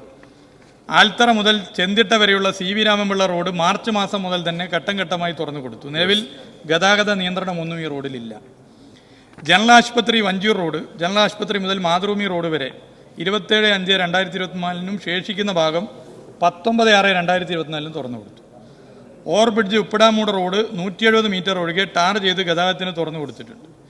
ബേക്കറി ജംഗ്ഷൻ ഫോറസ്റ്റ് ഓഫീസ് റോഡിൽ ഫോർമേഷൻ പണി പുരോഗമിക്കുന്നു. സാർ, ഇത് അന്ന് ആ കരാറുകാരനെ ടെർമിനേറ്റ് ചെയ്യുന്ന ഒരു നിലപാട് സംസ്ഥാന സർക്കാർ സ്വീകരിച്ചില്ലായിരുന്നെങ്കിൽ ഇന്നും നമ്മൾ കുഴപ്പത്തിലാകുമായിരുന്നു. അങ്ങനെ മുഖം നോക്കാതെ ഒരു നിലപാട് സ്വീകരിക്കാൻ ഈ സംസ്ഥാനത്ത് സാധിച്ചത് കേരളം ഭരിക്കുന്നത് LDF സർക്കാർ ആയതുകൊണ്ടാണെന്നുള്ള കാര്യത്തിലൊരു സംശയം. ഇനി സാർ, ഇതിലെ രണ്ടാമത്തെ പ്രശ്നം, ഈ റോഡുകൾ വ്യത്യസ്ത ടെൻഡറുകളായി നൽകിയില്ലായിരുന്നുവെങ്കിൽ എന്താകുമായിരുന്നു സ്ഥിതി? ഇന്നും ഇത് വലിയ പ്രയാസമായി മാറുമായിരുന്നു സാർ. സാർ, ഇതിലൊരു കഠിനാധ്വാനം ഉണ്ടായിട്ടുണ്ട്. ഇതൊരു ടീം വർക്കിൻ്റെ ഭാഗമായി കഠിനാധ്വാനത്തോടു കൂടി നടത്തിയ ഇടപെടൽ തിരുവനന്തപുരത്തെ ജനങ്ങൾക്കറിയാം സാർ. സാർ, ഈ മാധ്യമങ്ങൾ ചില റിപ്പോർട്ട് ഇതുമായി ബന്ധപ്പെട്ട് കൊടുക്കും സാർ. ഞാൻ ഈ വായിച്ച ഈ റോഡുകൾ സമയബന്ധിതമായി യുദ്ധകാലാടിസ്ഥാനത്തിൽ പൂർത്തീകരിച്ചതും ഗതാഗത യോഗ്യമാക്കിയതും ഇപ്പറയുന്ന മാന്യമായ മാധ്യമ പ്രവർത്തനം നടത്തുന്ന ചിലർ റിപ്പോർട്ട് ചെയ്തിട്ടുണ്ടോ സാർ? റിപ്പോർട്ട് ചെയ്തിട്ടില്ല. ഇവിടെ നമ്മൾ കേരളത്തിൽ ഏറ്റവും അധികം ചർച്ച ചെയ്യപ്പെടുന്ന ഒരു പ്രശ്നം എന്താ? ടാർ ചെയ്ത റോഡ് വാട്ടർ അതോറിറ്റിക്ക് വേണ്ടി കുടിവെള്ള പ്രശ്നത്തിന്റെ ഭാഗമായോ മറ്റോ കുഴിക്കുന്നു എന്നുള്ളതാണ്. ഇതിന് പരിഹാരമാണ് ഈ സ്മാർട്ട് സിറ്റി റോഡ്. ഡെറ്റുകൾ നിർമ്മിച്ചുകൊണ്ട് അതിലെല്ലാ കേബിളുകളും ഉൾപ്പെടുത്തുന്ന നില. ഇത് സമയബന്ധിതമായി പൂർത്തീകരിക്കാനുള്ള എല്ലാ ശ്രമവുമാണ് സർക്കാർ നടത്തുന്നത്. അത് തുടർന്നും മുന്നോട്ട് പോകുന്ന സ്ഥിതി ഉണ്ടാകും എന്നുള്ളത് സഭയെ അറിയിക്കുക. ഓർഡർ ചോദ്യോത്തരയോട് അവസാനിച്ചിരിക്കുന്നു.